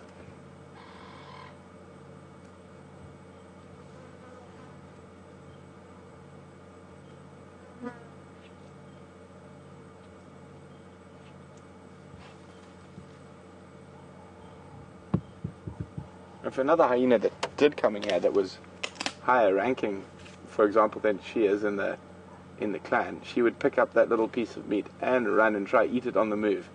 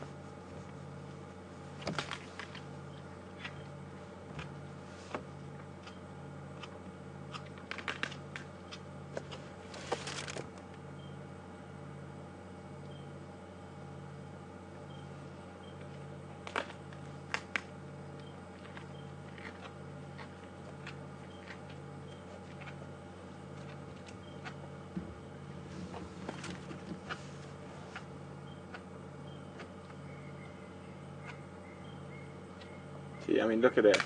Boom, that's a full, big piece of leg bone. She's just absolutely making short work of it.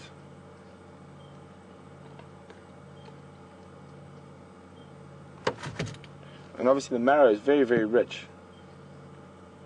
Provides her with quite a lot of nutrients.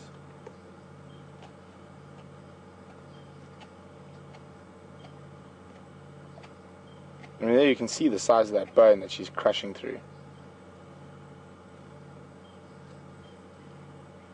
Getting the nice soft meaty bits off the side first.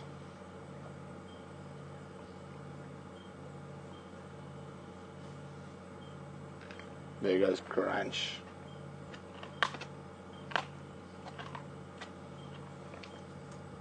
Boom, boom. That looked like a piece of bark that fell off that she thought might be some food.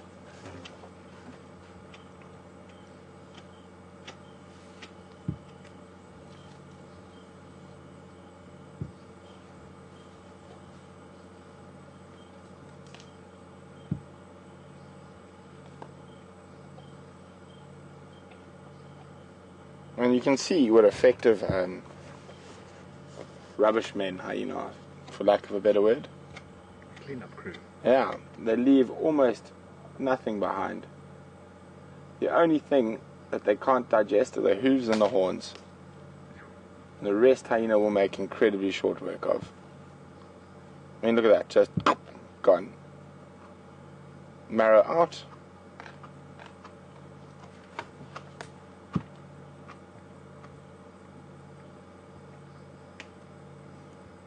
She almost looks like she's guiltily eating this in case someone else arrives. Boom. Look at that. Isn't that incredible? The strength of those jaws. If I remember correctly, there's around 800 pounds of pressure per square inch in those jaws.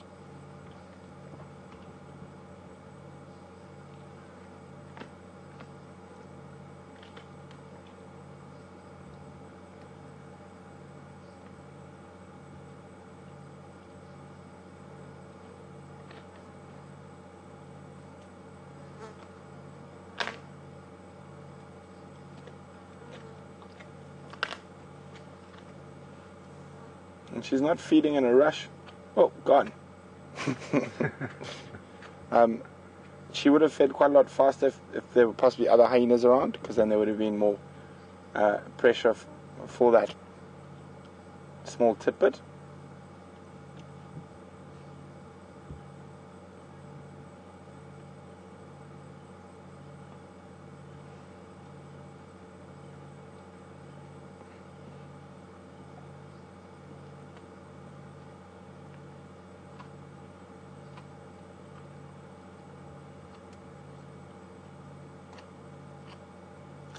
You can still hear Kunyuma crunching away upstairs.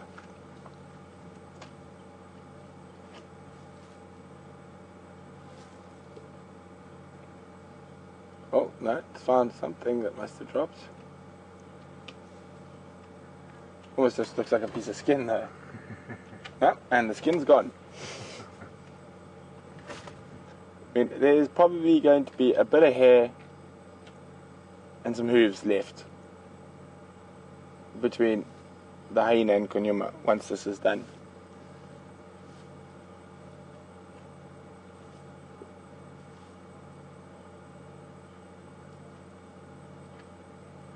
Yeah, she heard them. Small pieces dropping.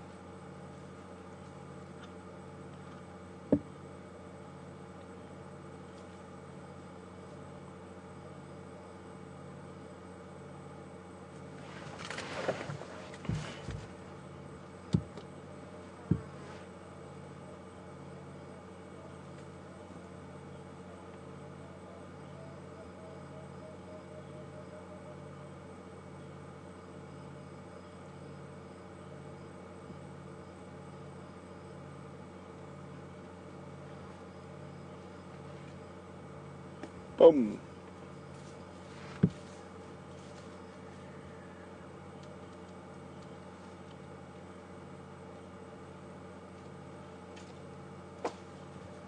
Oh, she thought a big piece was going to drop, which is quite possible. I don't think there's very much left to drop. I think a bit of the rib cage, a bit of the brisket.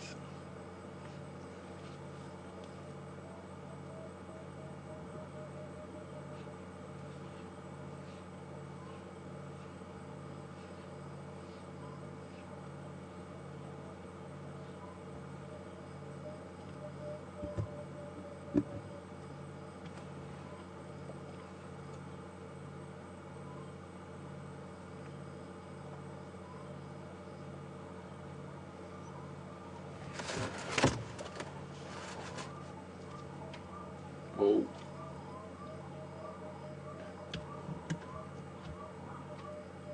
Oh, do you hear that? Thought I heard an alarm call.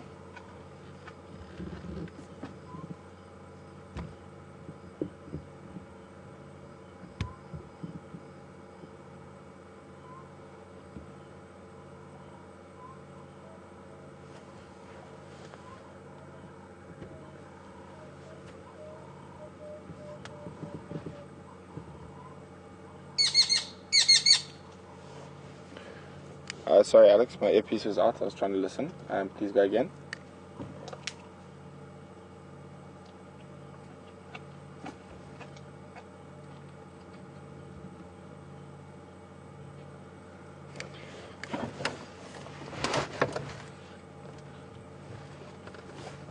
Good afternoon, Anne from Indiana.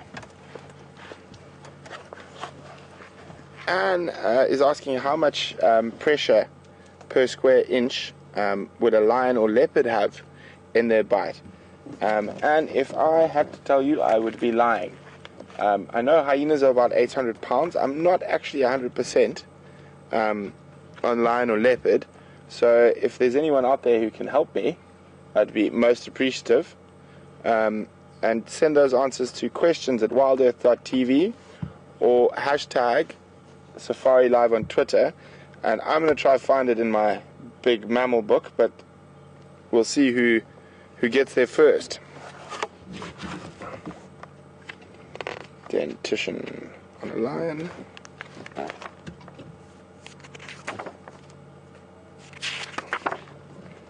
Skull. Dentition.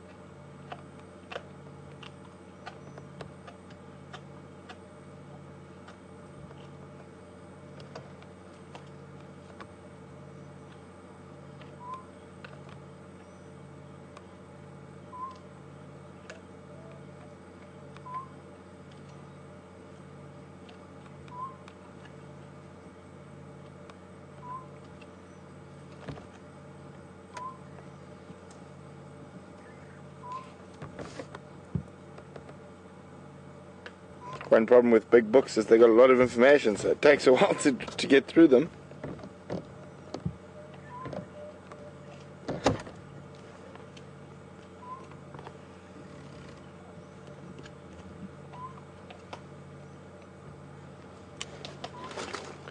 Are there any answers yet?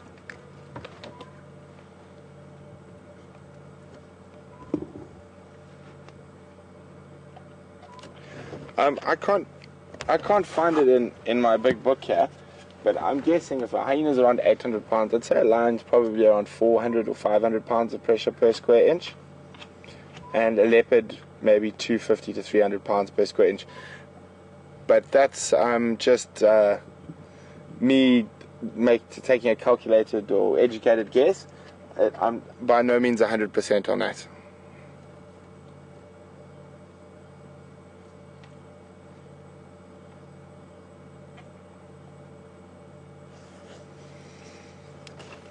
Alex, you can go with another question in the meantime.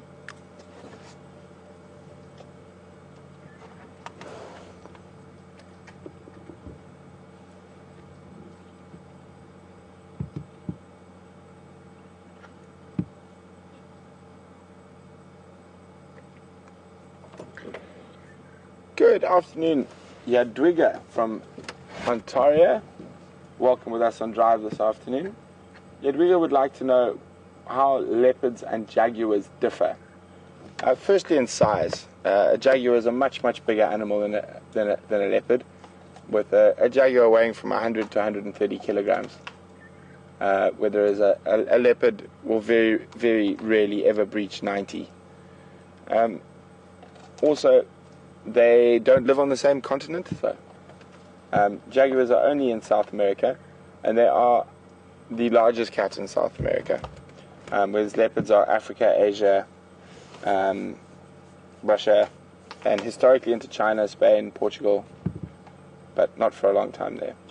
Main difference is the size, and the coloring is slightly different, but the coloring is similar because they use a very similar hunting strategy.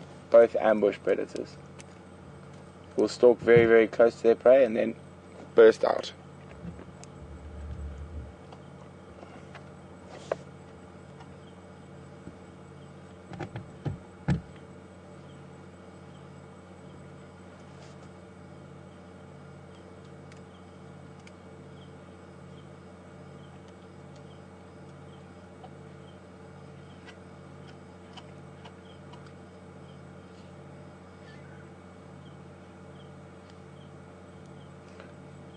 Okay, guys, we're going to keep waiting here because I think possibly Kunyuma will maybe go for a drink shortly.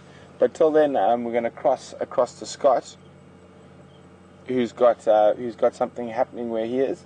So we're going to cross straight over to you, over to Scotty.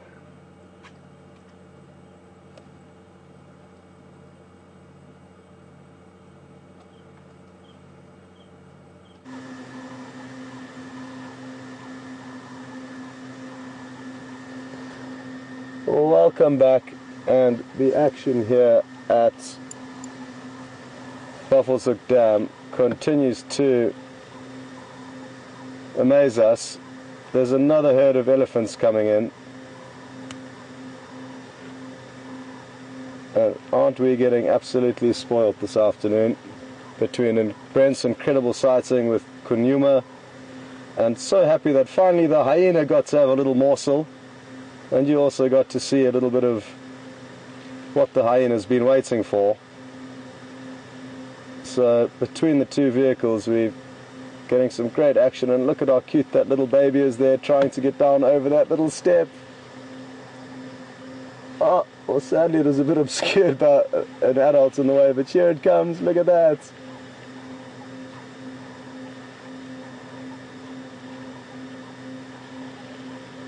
Absolutely beautiful.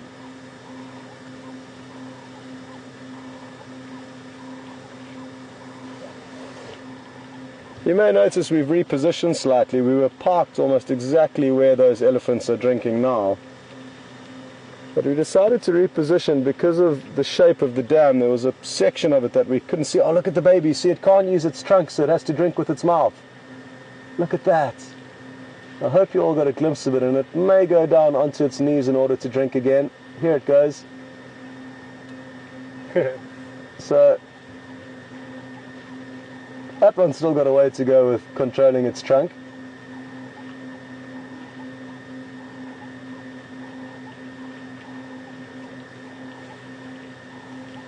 And it's a beautiful big cow with some really impressive ivory, which appears to be its mother.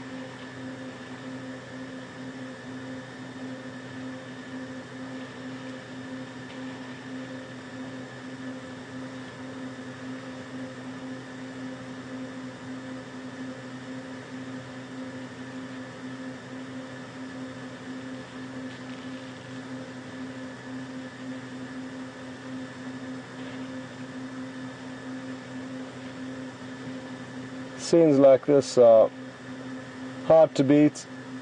I think it doesn't matter where in the world you are. Having animals of this beauty and scenery of this beauty combined really makes for an incredible shot. And we certainly don't take it for granted out here. Myself and Andrew, we're just saying how lucky we are to have this job and to be out here amongst all of this beauty.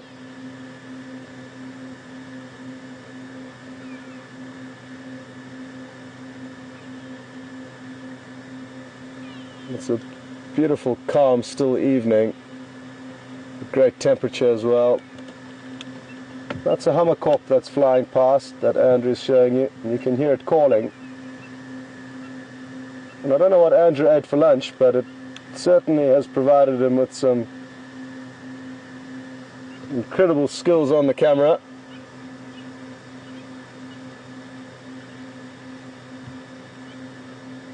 We're gonna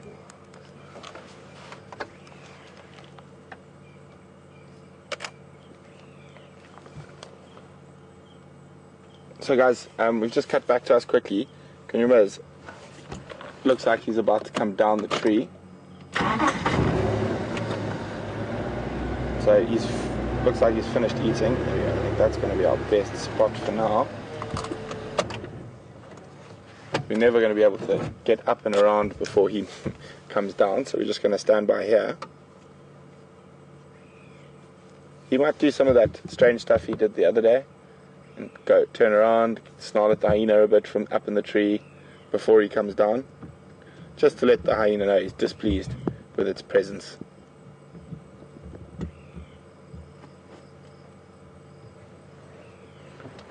Shame. He's left some rib cage up there, but there's almost, I can't even see any meat left. Tiny bit.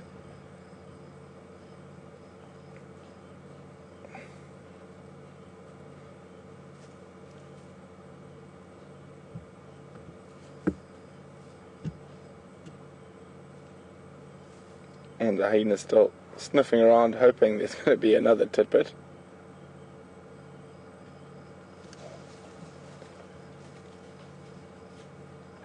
I think she might realize the game is up.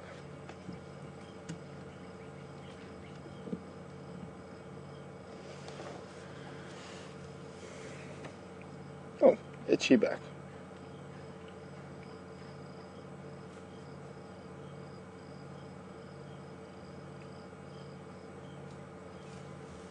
And off she goes.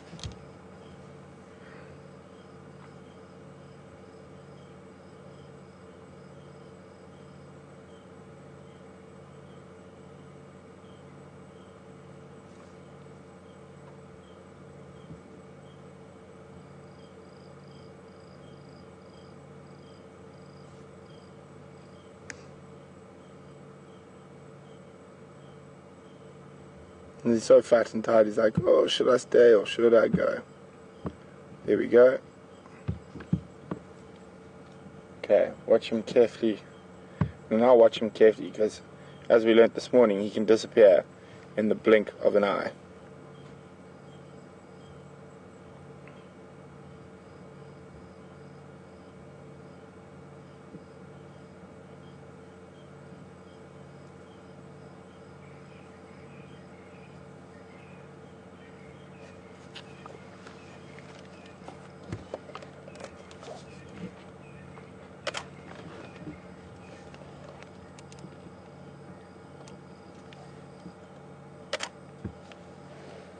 I think he's coming to check where the hyena was, have a bit of a smell.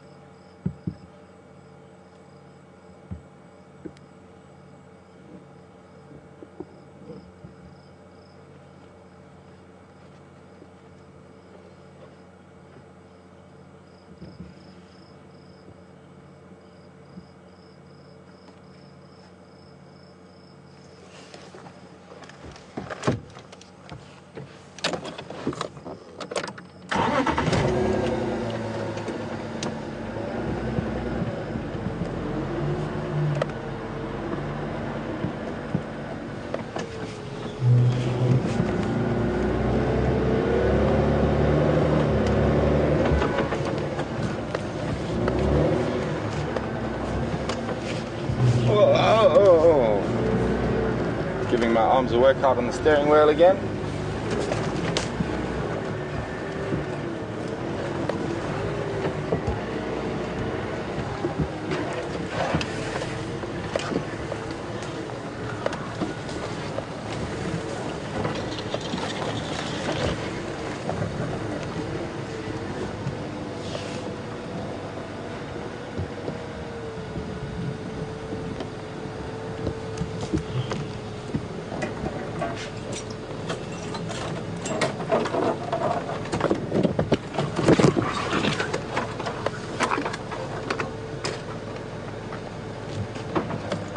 Ablution break.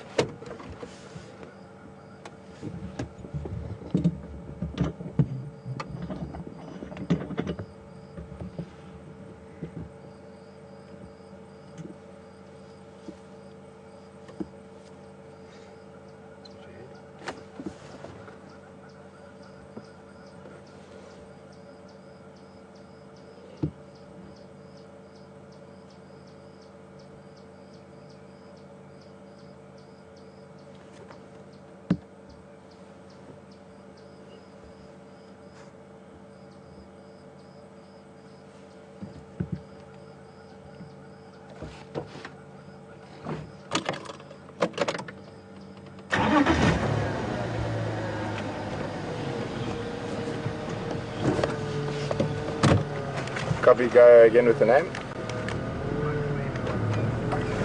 We got a message from McManus on the bite pressures. Hyena was at 1,000 pounds, lion at 600, domestic dog at 320, and I just can't remember what human was again. 120. Alex, does Scott still have those elephant? No, does Scott still have the elephant?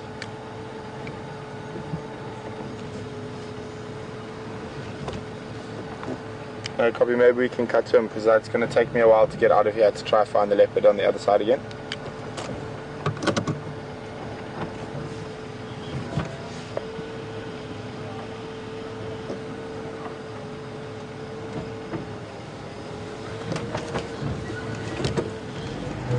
Yeah, we're going to cross over to Scott quickly.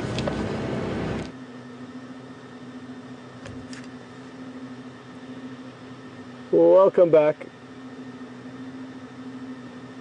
And we're just enjoying this beautiful sunset. We're in a bit of a depression because we parked almost in the dam, but there's still some beautiful colours out to the west, and the sheer tranquility of the setting is making it very difficult for us to leave, so we're not going to, and we'll stay here for a bit longer. It'll be interesting to see what time the hippos decide to start heading out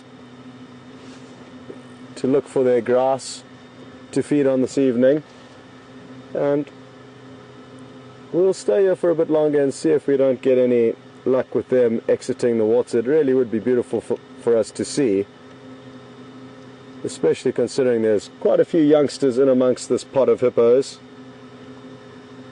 and they do appear to slowly be edging their way closer to the water's edge, and there seems to be one youngster there that's about to go and play around with that buffalo, so let's watch closely what happens here. Interesting. I think it's... Oh, here we go. Okay. Oh. Buffalo's not interested. But I think on perfect cue, that hippo might start leading the rest of the pod out to feed. Not necessarily, it's a youngster, it's still quite small, so it would be unlikely that the rest of the pod would follow its trail. That is what we're hoping to share with you in the coming moments, while Brent tries to reposition and relocates on Kunyuma. And I hope you did get a glimpse of him coming down the tree. Always interesting to see, especially when a leopard is full-bellied.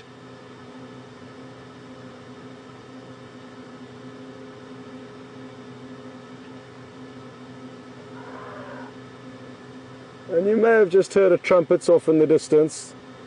There was another elephant, possibly from the initial herd we saw drinking. It sounds like it's coming from behind us, and that's the same direction that that first herd headed in, out to the north and east.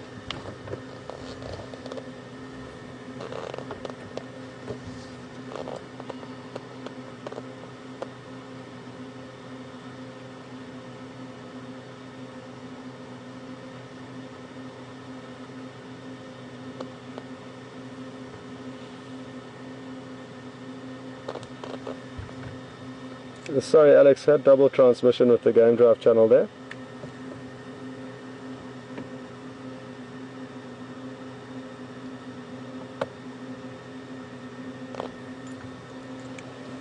Copy, thanks.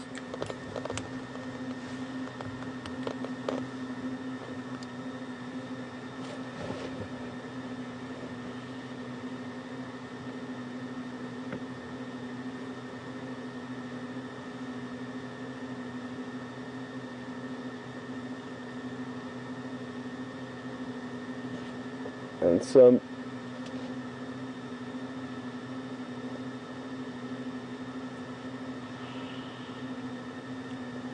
Rita from Joburg, good evening and welcome on board. Rita is suggesting that we should enter that wonderful footage that Andrew managed to capture of the kingfisher playing about in the water to a TV show in South Africa called 50/50. And it's a wildlife program that has been running since I was a little kid, and I always used to love watching it when I was a little kid, and continue to watch it when I occasionally find myself in front of a television these days.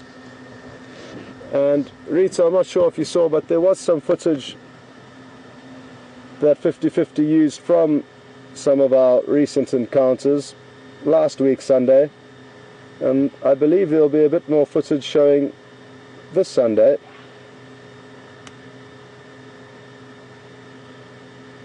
And we certainly will look into sending this footage through, because I'm sure 50/50 would enjoy analysing this and showing the people of South Africa this unique footage. So that's a great idea, Rita, and watch this space. Hopefully in the coming weeks it will be aired.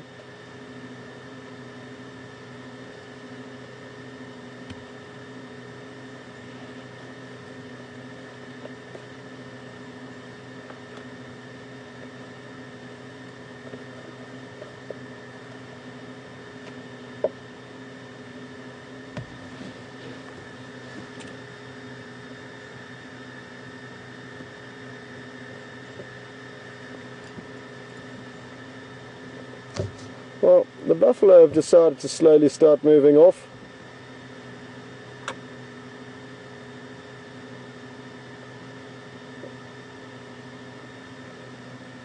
And hopefully the the hippo will follow suit and also head out, because we very seldom get to see them out of the water. And considering how much luck we've had at Buffelshoek Dam this afternoon, if things continue as they have, maybe we will get spoilt and see them on the move.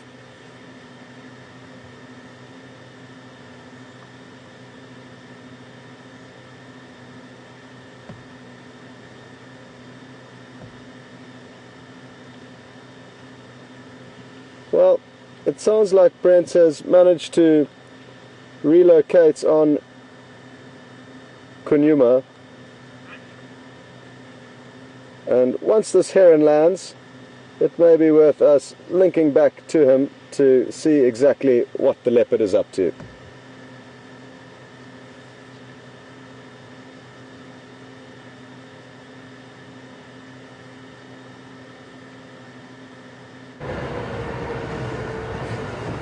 Welcome back, guys. There we got Kunyuma and some buffalo.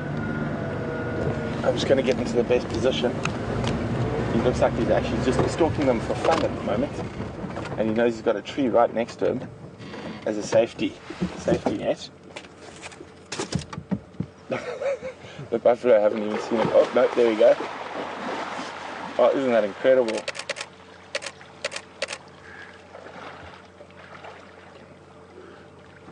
Isn't that amazing, guys? He is definitely becoming my favorite leopard. He's just got so much character.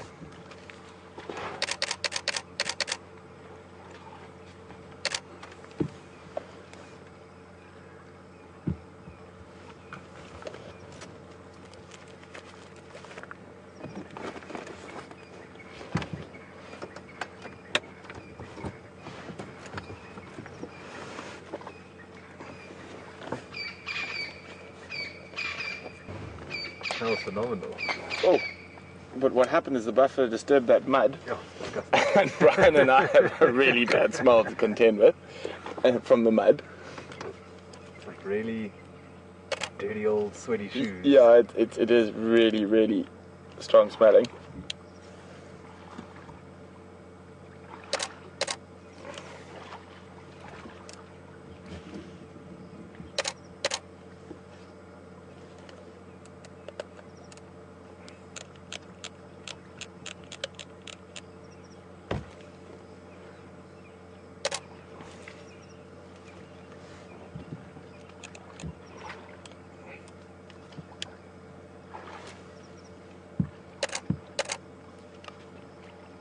What an incredible, incredible sighting.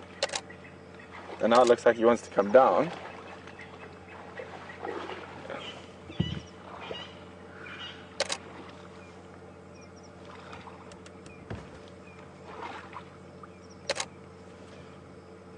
There we go. Just trying to get all the settings correct before there's more action. Caught me a bit unawares last time. Shutter speed was a bit slow.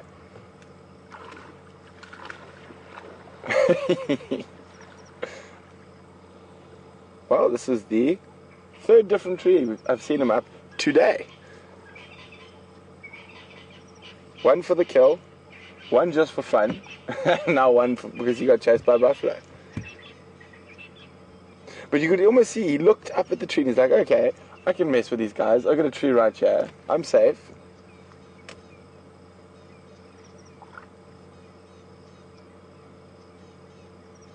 And now?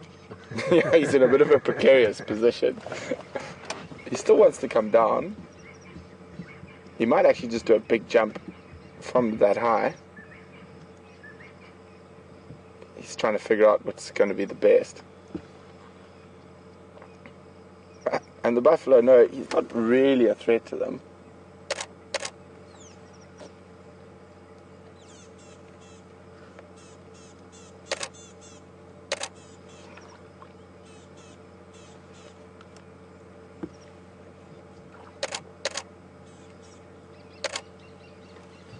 Unless there's another buffalo coming through the bush from behind.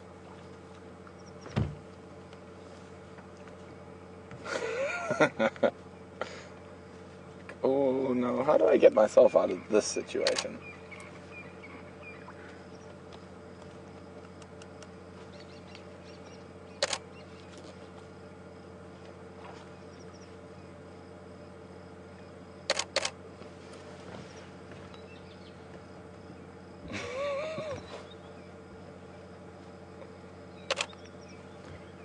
Really has got himself into a tricky spot there.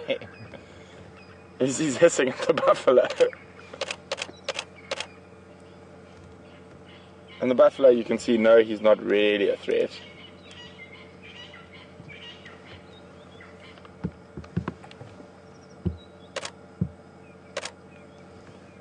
Isn't that incredible? Leopard and buffalo, same sighting. He's drinking less than 5-6 meters from that buffalo.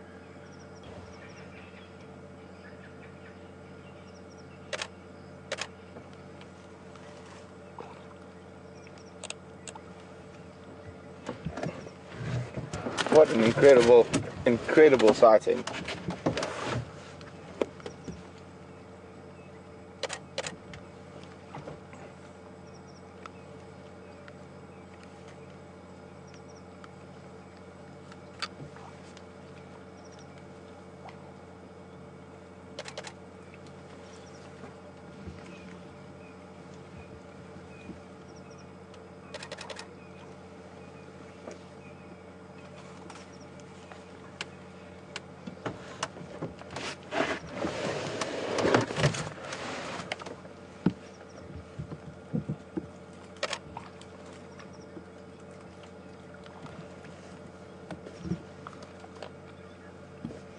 He has been spoiling us over the last few drives. He really, really has.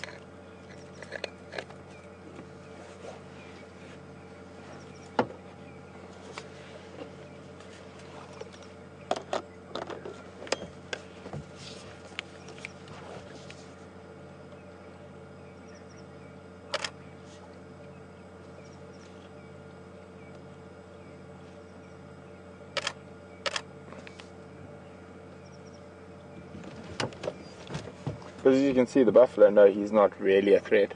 And it's just because he got that close. And that's, to me, is almost sort of a mischievous streak.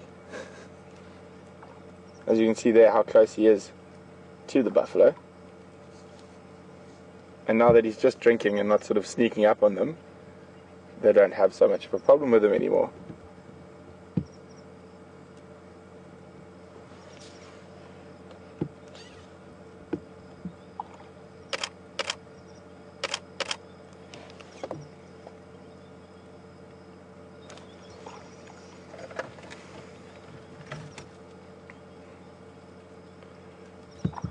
This has been a very special afternoon.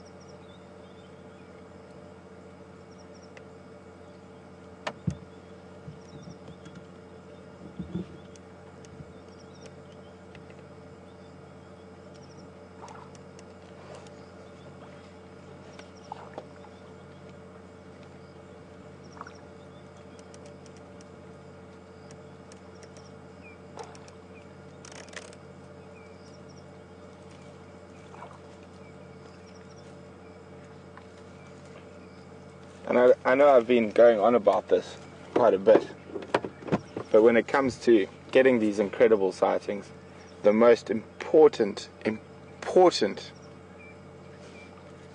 weapon in your arsenal is patience. To be able to sit and wait while the animals are not doing anything. And with big cats, we know they're not going to do anything for a lot of the time. And this is not going to happen every time. But in that chance that you've done your time, you've stayed with that animal through the quiet times and whatnot, you're going to have the opportunity to see a sighting like we did this evening. Or like we had with the lions a few days ago. It looks like sometimes a buffalo might just chase him for the sake of chasing him.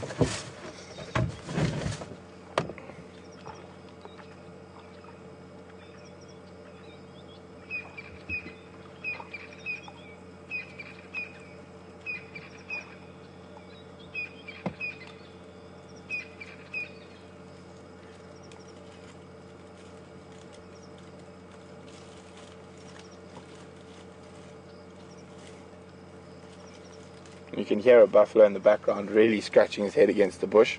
He's not one of the three in the pan. All we can see is this bush moving. And that's the buffalo having a head scratch. Quite a vigorous one.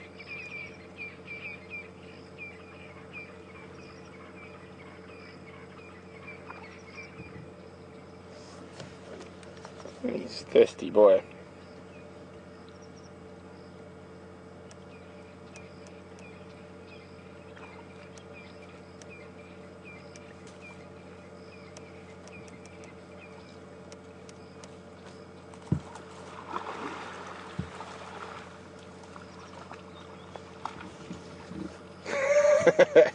Buffalo is just shaking his head from flies. He's like, that looked too much like you were moving towards me.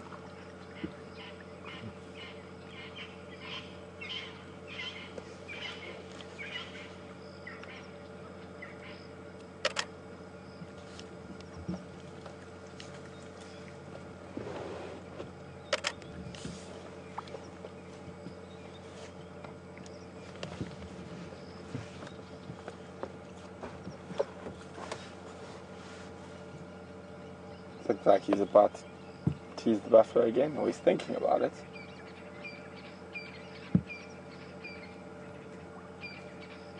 So basically, he's about 4 meters from us, buffalo about 6 meters.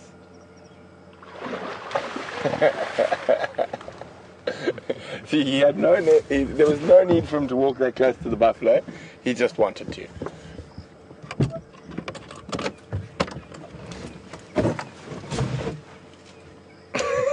And then see the buffalo shake his head. Yeah, I showed you. Get out of here. I showed you. Cheeky little leopard.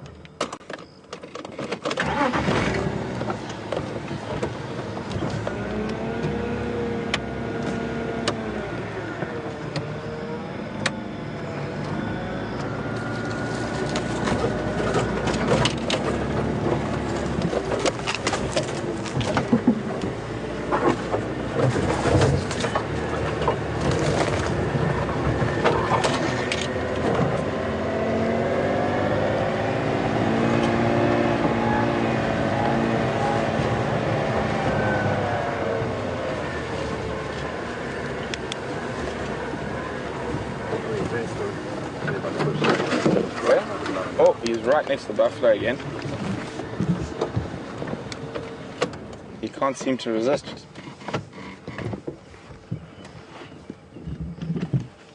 Can we adjust the side lights at all?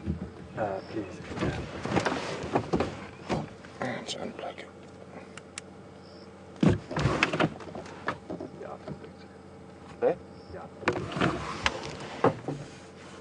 So you see him just to the left of the screen.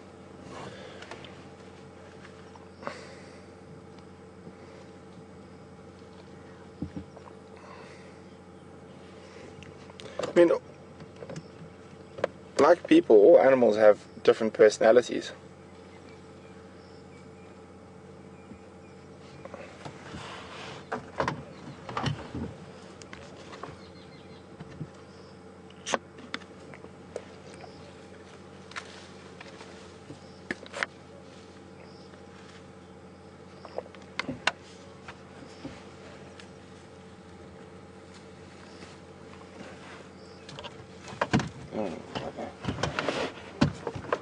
Where's the radio?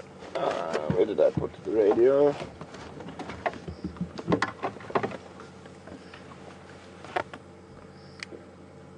Alex coming?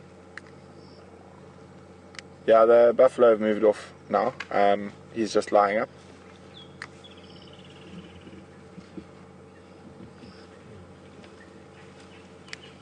Difficult to say, but go across to Scott for now and we'll stay with him and we'll keep you informed if anything else does happen this side.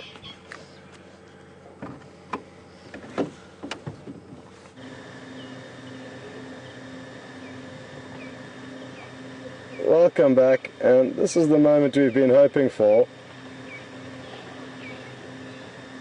I hope I got a little fright there as the heron flew off, but as you can see, the hippo are now heading out to do their feeding, and look at how quickly they can move. Very surprisingly speedy considering their anatomy.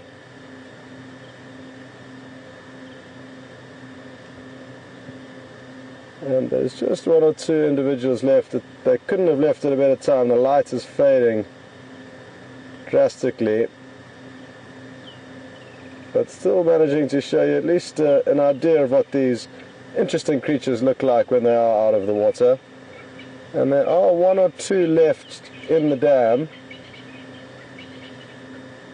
but I think due to the low light we'll probably continue on now and go and look and see what else we can find. You've got a glimpse of the hippos leaving, which is great, and I believe some really interesting interaction with Kunyuma and the buffalo at Twin Dam, so possibly worth cutting back to Brent, and hopefully myself and Andrew will find something interesting on the way home.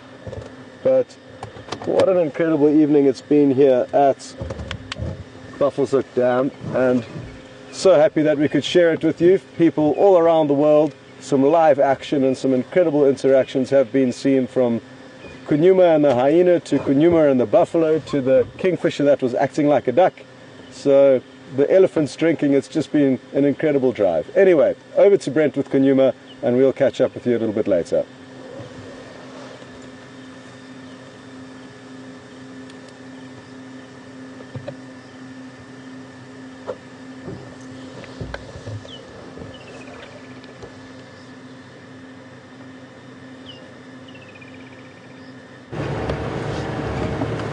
Welcome back, guys. We've just lost sight of him. It looks like the buffalo moved off. He might go drink again. We're just trying to make our way around to the opposite side of the pan to see if that's what he's done, and that's exactly what he's done. So let me just get into position.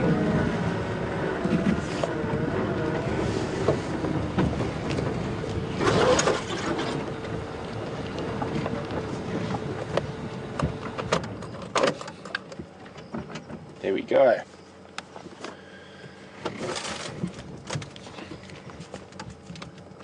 He is giving us treat after treat after treat. I don't even mind smelling the smelly pan.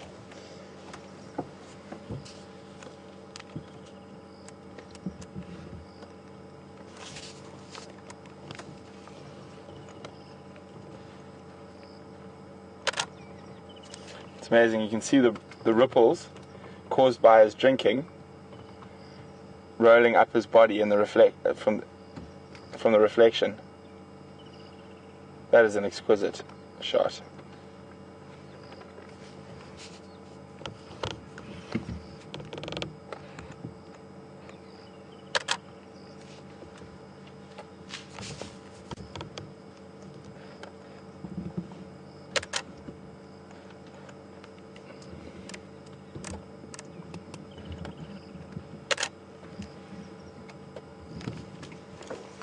What a magnificent leopard. I think he just saw a terrapin. Alright, I'm just going to put my camera down and enjoy this now.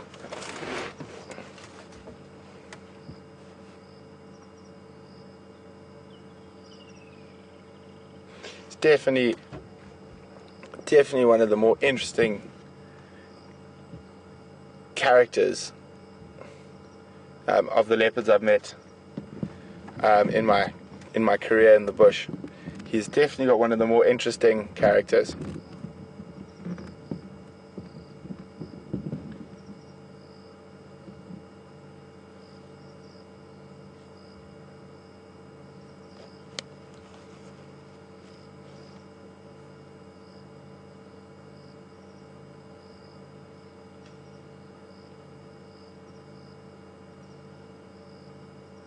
Still worried the buffalo might come back.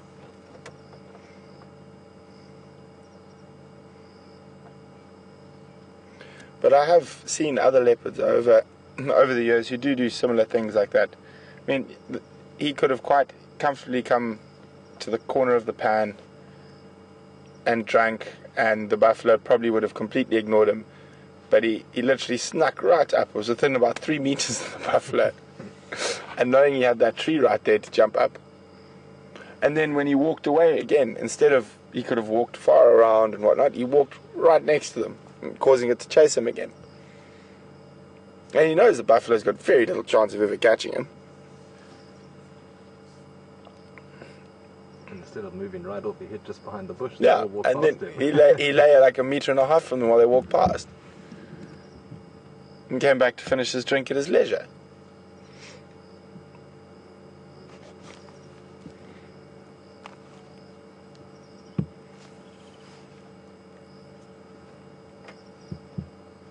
Now he's listening to the buffalo in the bush behind him. Should I play with these guys some more?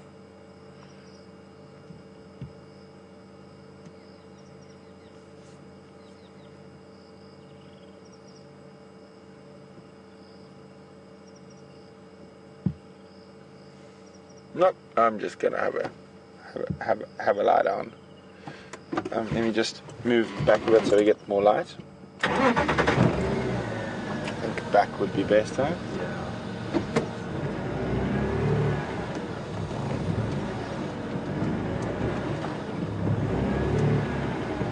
maybe not.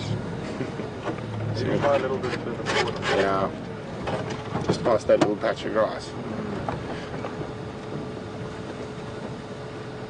Here we go.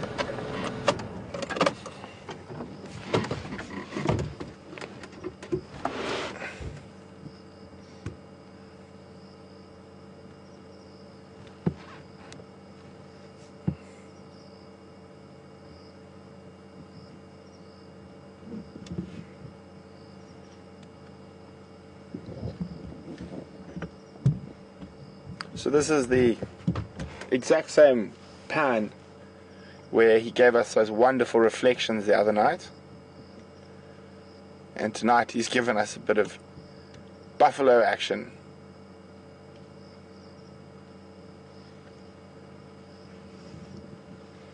As you can see, as the temperature's dropped, he's a lot more active and he's looking a lot more comfortable. Not like, when was it, about 4:30, 4:45 this afternoon. He's just lying in that riverbed panting.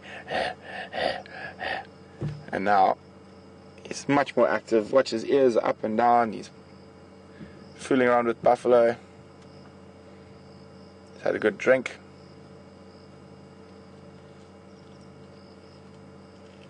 I mean, the buffalo, from what I can hear, is still very close to him, not even 10 meters away, just in the trees. Oop. Sorry, my long legs hit the brights button on the lights.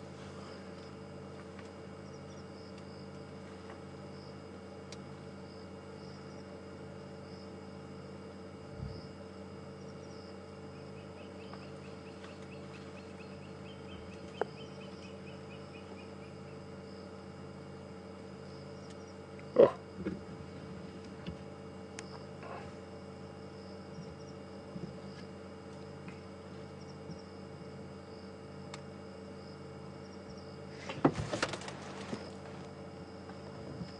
Ryan, should we move around to the other side so we can, whoopsie, again my long knees, Yeah, let's do that. see his head.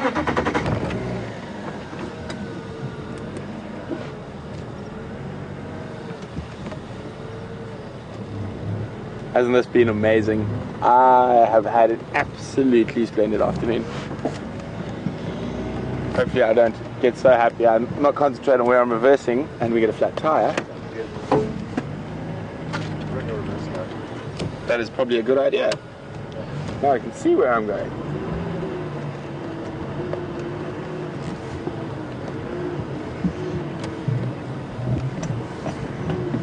It's going to be easiest if I go the long way around so we get a straight on approach of him.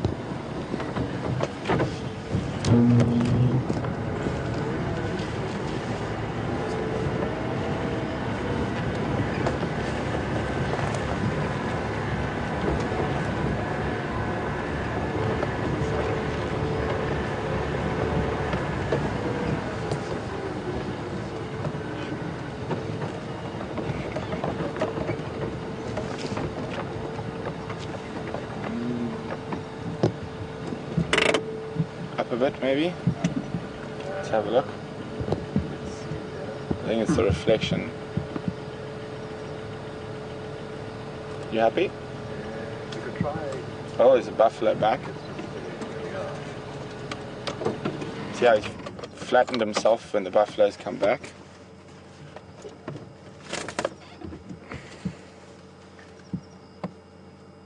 Oh. My friend, you have been spotted. The spotted cat has been spotted.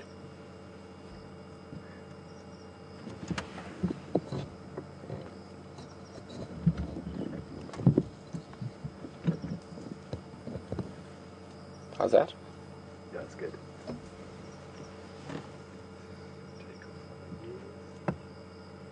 Okay.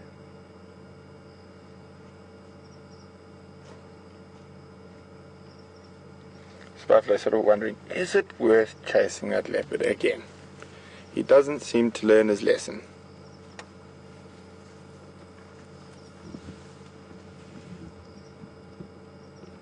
Oh, and the second buffalo just out of shot has also spotted him.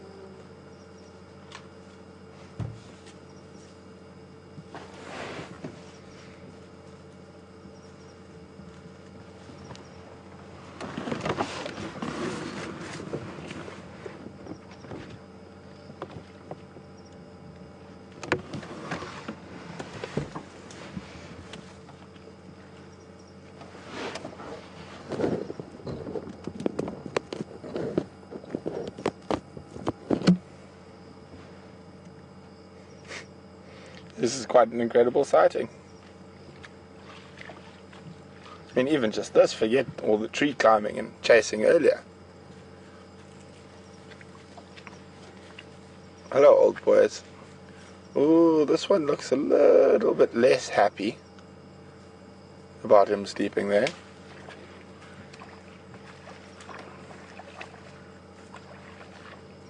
Don't buffalo stalking a leopard.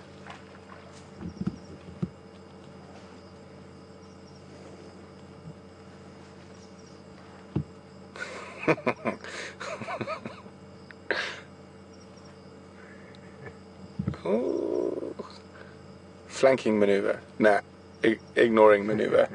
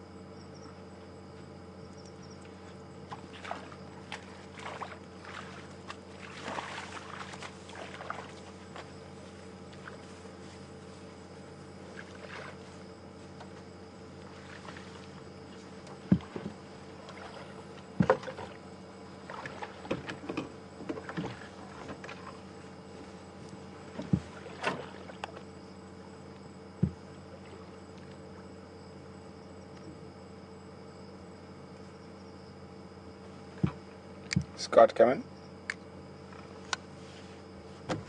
What's your position?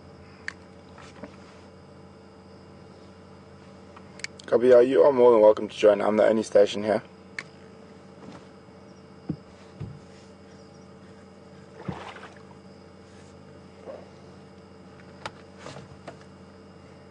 And we've been completely spoiled. We've been the only vehicle with him the whole evening.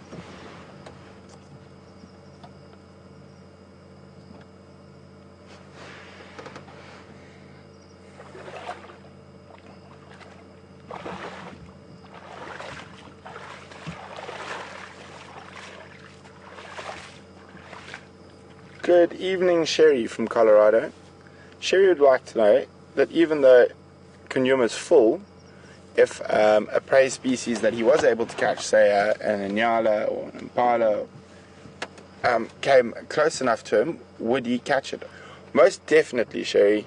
A leopard is an opportunist. He would catch it, and then he would store it up in a tree. And as I said earlier, they don't mind eating rotten meat. So he'd be a very happy cat if he happened upon another nice, easy meal straight away.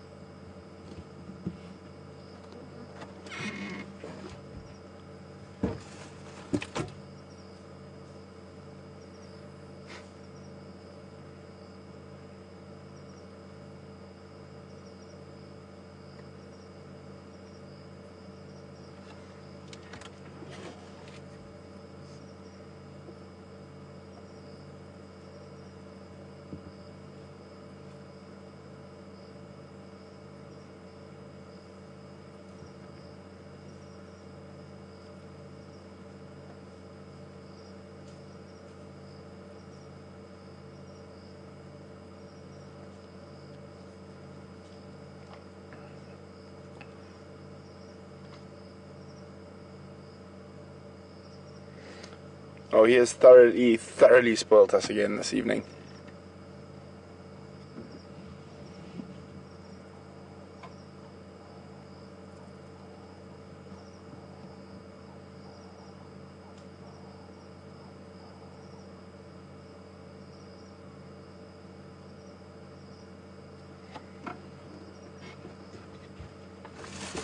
Listening to the buffaloes move away and watching them.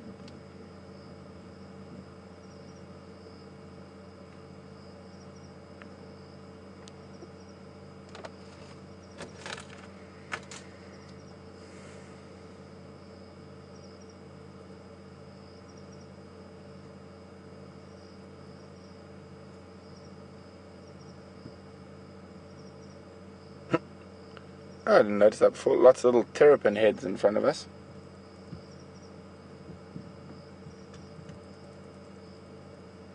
See to the right. There you go, there's 3 terrapins. Dup. 2 terrapins. Dup. You can just see his eye there. Like, where did my buffalo full of ticks go? I'm still hungry.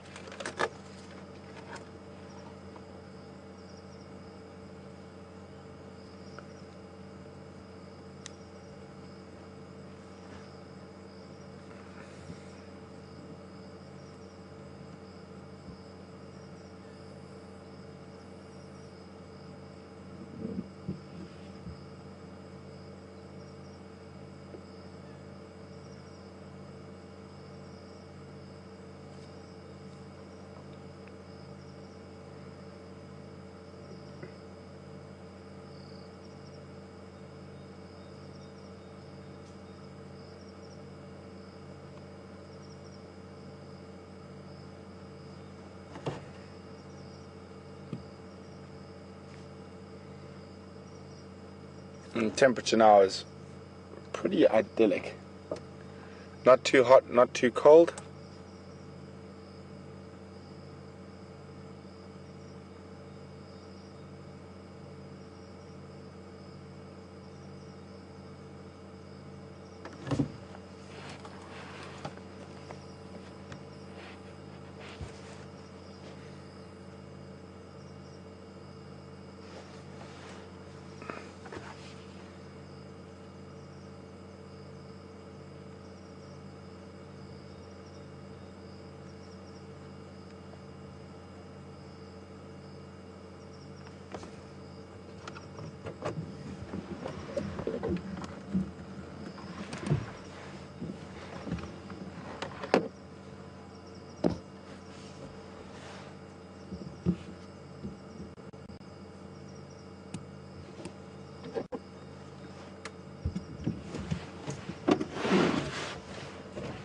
It looks like he might move a little bit.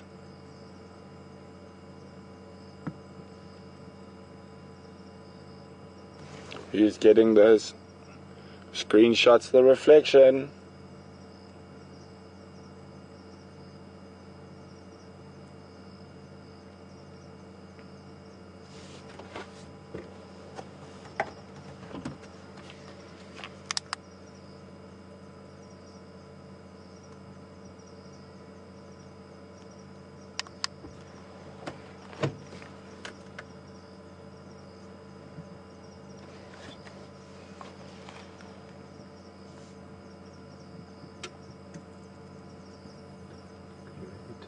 I'm going to, yeah.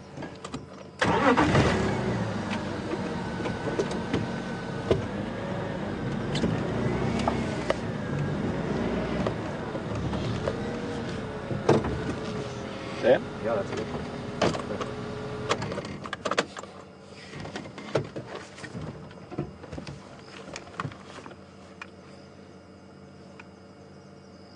I can testify, I'm glad I don't have to drink that water after smelling the mud after the buffalo moved.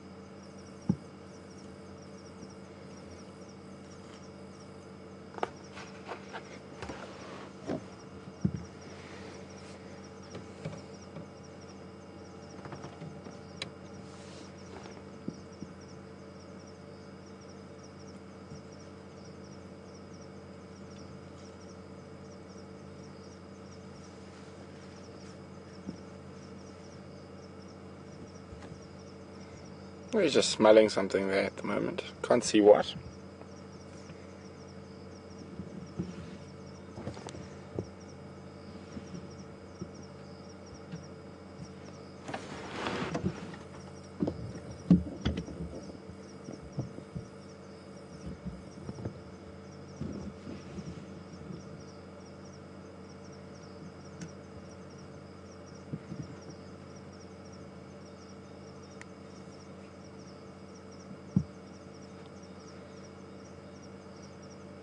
Boom.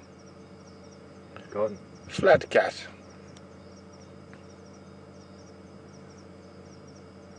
Hey guys, we're just going to move away from the pan a little bit. Leave Kunyuma to his siesta.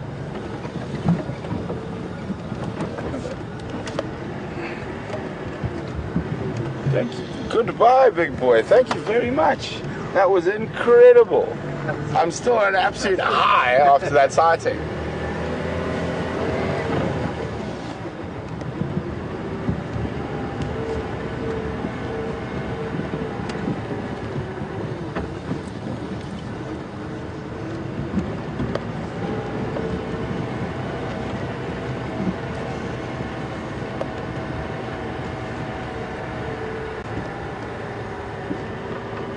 Get out of low range.